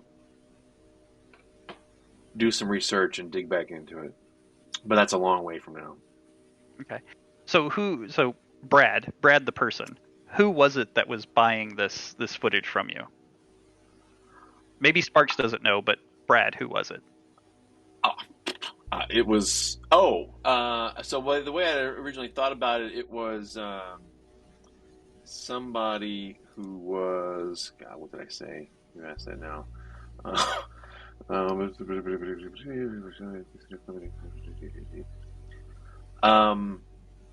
So I didn't know her name. She was really hot. She talked fast. So it was for a news outlet that she didn't name. Mm-hmm. I thought instead that it may have been for one of our competitors, and so I didn't really know. Okay. It turns. I will say that after that happened, it never came out. We obviously couldn't air that footage. It never showed up anywhere else, at least that I'm aware of. I don't know what happened to it or who paid for it. Okay. But I suspect that in the future that would come around full circle to. Yeah. So it went to one of your competitors, is what you're saying. As far as I know, but. Okay, so there's a channel that you guys kind of branded, and you talked a lot about them, called Haunted Hunters, and they've got like millions of subscribers, and they always seem to have like really good footage, and sometimes they openly say that they like contract other groups to like go and find, like, oh, we couldn't make it to Atlanta, Georgia, so we hired these paranormal investigators. And it always seemed like, oh, they legitimately hired these people to follow up on leads they couldn't. And now you find out, now Sparks knows that no, it's not that they legitimately hired. They poached this footage. So on Haunted Hunters comes you guys' footage with the claims that, like, oh, we contracted with some local ghost hunters to look into this fight house. I feel like we would be recognized. I feel like we would be recognized. Well, I mean, there's some controversy, but like you guys hadn't become really, really big. You only had like 150 subscribers or so. Fair point. So Ted, you are trying to be a recluse and you're trying to fuck off, retire, but you are bothered by like requests for interviews and like requests to like follow-ups, like, oh, you were this big hit on Haunted Hunters, like people wanting interviews and stuff. So you probably just tell them to fuck right off. Absolutely. But in your retirement, you are pestered by people wanting to like get an interview or get an exclusive and have you talk about. Keep bringing it up to me while I'm trying to forget. Right. And Vera, what's Vera's anymore? Yeah, what's Vera's 5 to 10 year wrap up? Okay, we look into the future for Vera, and she is being released from the Department of Corrections, where she has been imprisoned and gotten out early for good behavior on the charge of arson for burning down a spite house. There you go. I like it. And it was. And as she's being released from prison, the contents are given to her in her envelope, and she gets them out, and there's a Spanish doubloon. Well, but wait, actually, it's just a quarter. Oh. And Sparks and Ted, you guys hear about this because it is a no kidding fire. Like, it took out the spite house, it took out the two structures that were beside it. Like, Vera took no chances. Like, there was no chance this fire was going to get through. You had a Viking funeral there. Yeah. Although had a Viking funeral. Really tried for several days to convince herself that it was just hallucinations, that it was just natural gas leak, but she couldn't. And There were Right. no so chemical markers she of took the care of natural gas Yeah. program.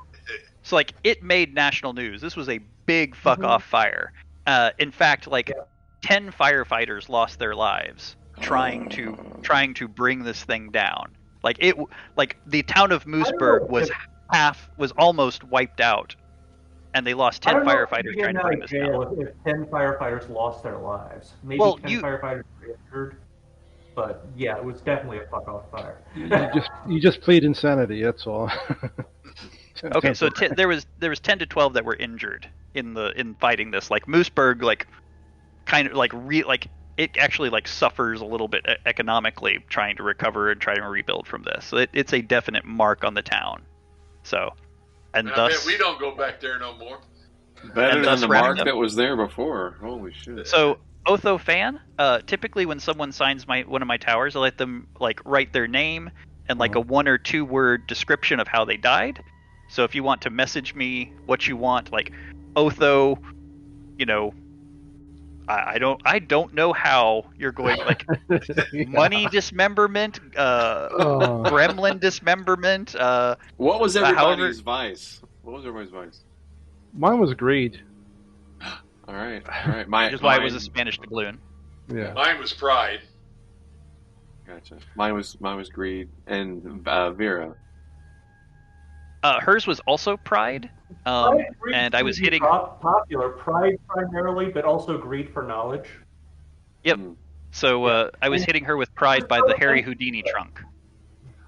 gotcha. But I don't know. We should have Otto should have a 10-year thing too. by going in and being the one who took the hit. Well, yours was actually short-lived, though, because you sit there once you was in the trunk, and Vera come and burn it down. Depending on how long that was before she burned it down. So I don't know. Yeah. Able to release me, and then I can haunt Sparks. There you Because go. you don't believe it. because I still have the tape, and that's the Yes. the ghost chain. Yes, is the yes. tape. Yeah. Right, and now we're gonna have the ring. Yeah. You come out of my TV. Yeah. So if you guys want to talk about like your questionnaires or what was private or what was going on, you're certainly welcome. But thanks for playing. That was a lot of fun. Oh, yeah, that was great. glad. Thank you very much. I was Mechanism actually does at work times really I got scared. I mean, you know. well. I'm surprised we hit. I wasn't sure how this was going to work out on the rolling, but and we didn't really roll that much. I mean, you know, for I don't know 20 rolls or 30 or however many it was, we collided with existing numbers more than I thought. Right. Yeah, that was Go ahead. more than I expected. Yeah, but it worked out, and this mechanism worked out pretty well too. What's that? Yeah, because Sometimes the dice are unkind. That's the virtual Yeah. randomness. Right. Oh yeah. I was gonna try to contact the spirit the next round, but I know. Like, oh my god, we never got to. We never got to touch on that was gonna be my next thing. I was like, okay, but no. So, if Well, we you do a certainly little, succeeded at contacting the spirit. what would have happened if we had contacted the spirit? You know, with his mind, what would have happened? well, he would have had to have made a couple of rolls to contact it, but then you actually could have like talked to the ghost and like actually had like a conversation with him, and he probably would have like told you to get out and probably like really started to mess with your mind. And other than all the physical things that were happening, then you would have had him like talking to Otho and like trying to drive Otho crazy and like telling you to get out or trying to manipulate you verbally. You just be able to speak to him. Yeah. All right, very cool. So I feel compelled to mention that Midwest Game Fest is coming up starting this Thursday. It's an online con. I don't think Aaron is running Dread, which makes me sad because this was a lot of fun and it worked very well in an online format. Aaron, you should definitely consider maybe next year, if not this year. And this was a blast. I definitely hope you'll be running some more Dread for us on game day. Sure. So, what do we have? Oh, there we go. Those wooden blocks are going to be black one day. They're just going to be unreadable, like big pile of names. What's this say? Money what? Shark. Money shark. Oh, okay. So, all right, awesome. You have now been added to my tower. Okay. All right, thank you, everybody. And yeah, thanks for playing. I don't have another game or whatnot. I wouldn't mind hanging out and talking, or if anybody has any questions or whatnot. Otherwise, if you guys want to grab something to eat before your 7 o'clock, thanks for playing. It was a lot of fun. Yeah, thank you for running. You're welcome. Thoroughly enjoyed it. Definitely. Even though I was a bumbling idiot, I couldn't even stay on my feet. But anyway, I loved it. No, Great this time. was a horror movie, and in your classic horror movie mode, it helps to have somebody who is, quote unquote, acting appropriately stupid, which is to say that you go into the spooky haunted house where people have been dying, and you take the risks and you do all the things that people yell at the screen, no, don't do that. Yeah. And it really helps have at least one person doing that. So thank you. Yeah. Well, we tried not to split up, and we still didn't matter. Oh, Brad, I just wanted to tell you, as far as I found out that next Saturday I won't be able to help with the con, but I will probably be there to help and play on Thursday, Friday, and Sunday. Okay. All right. Great.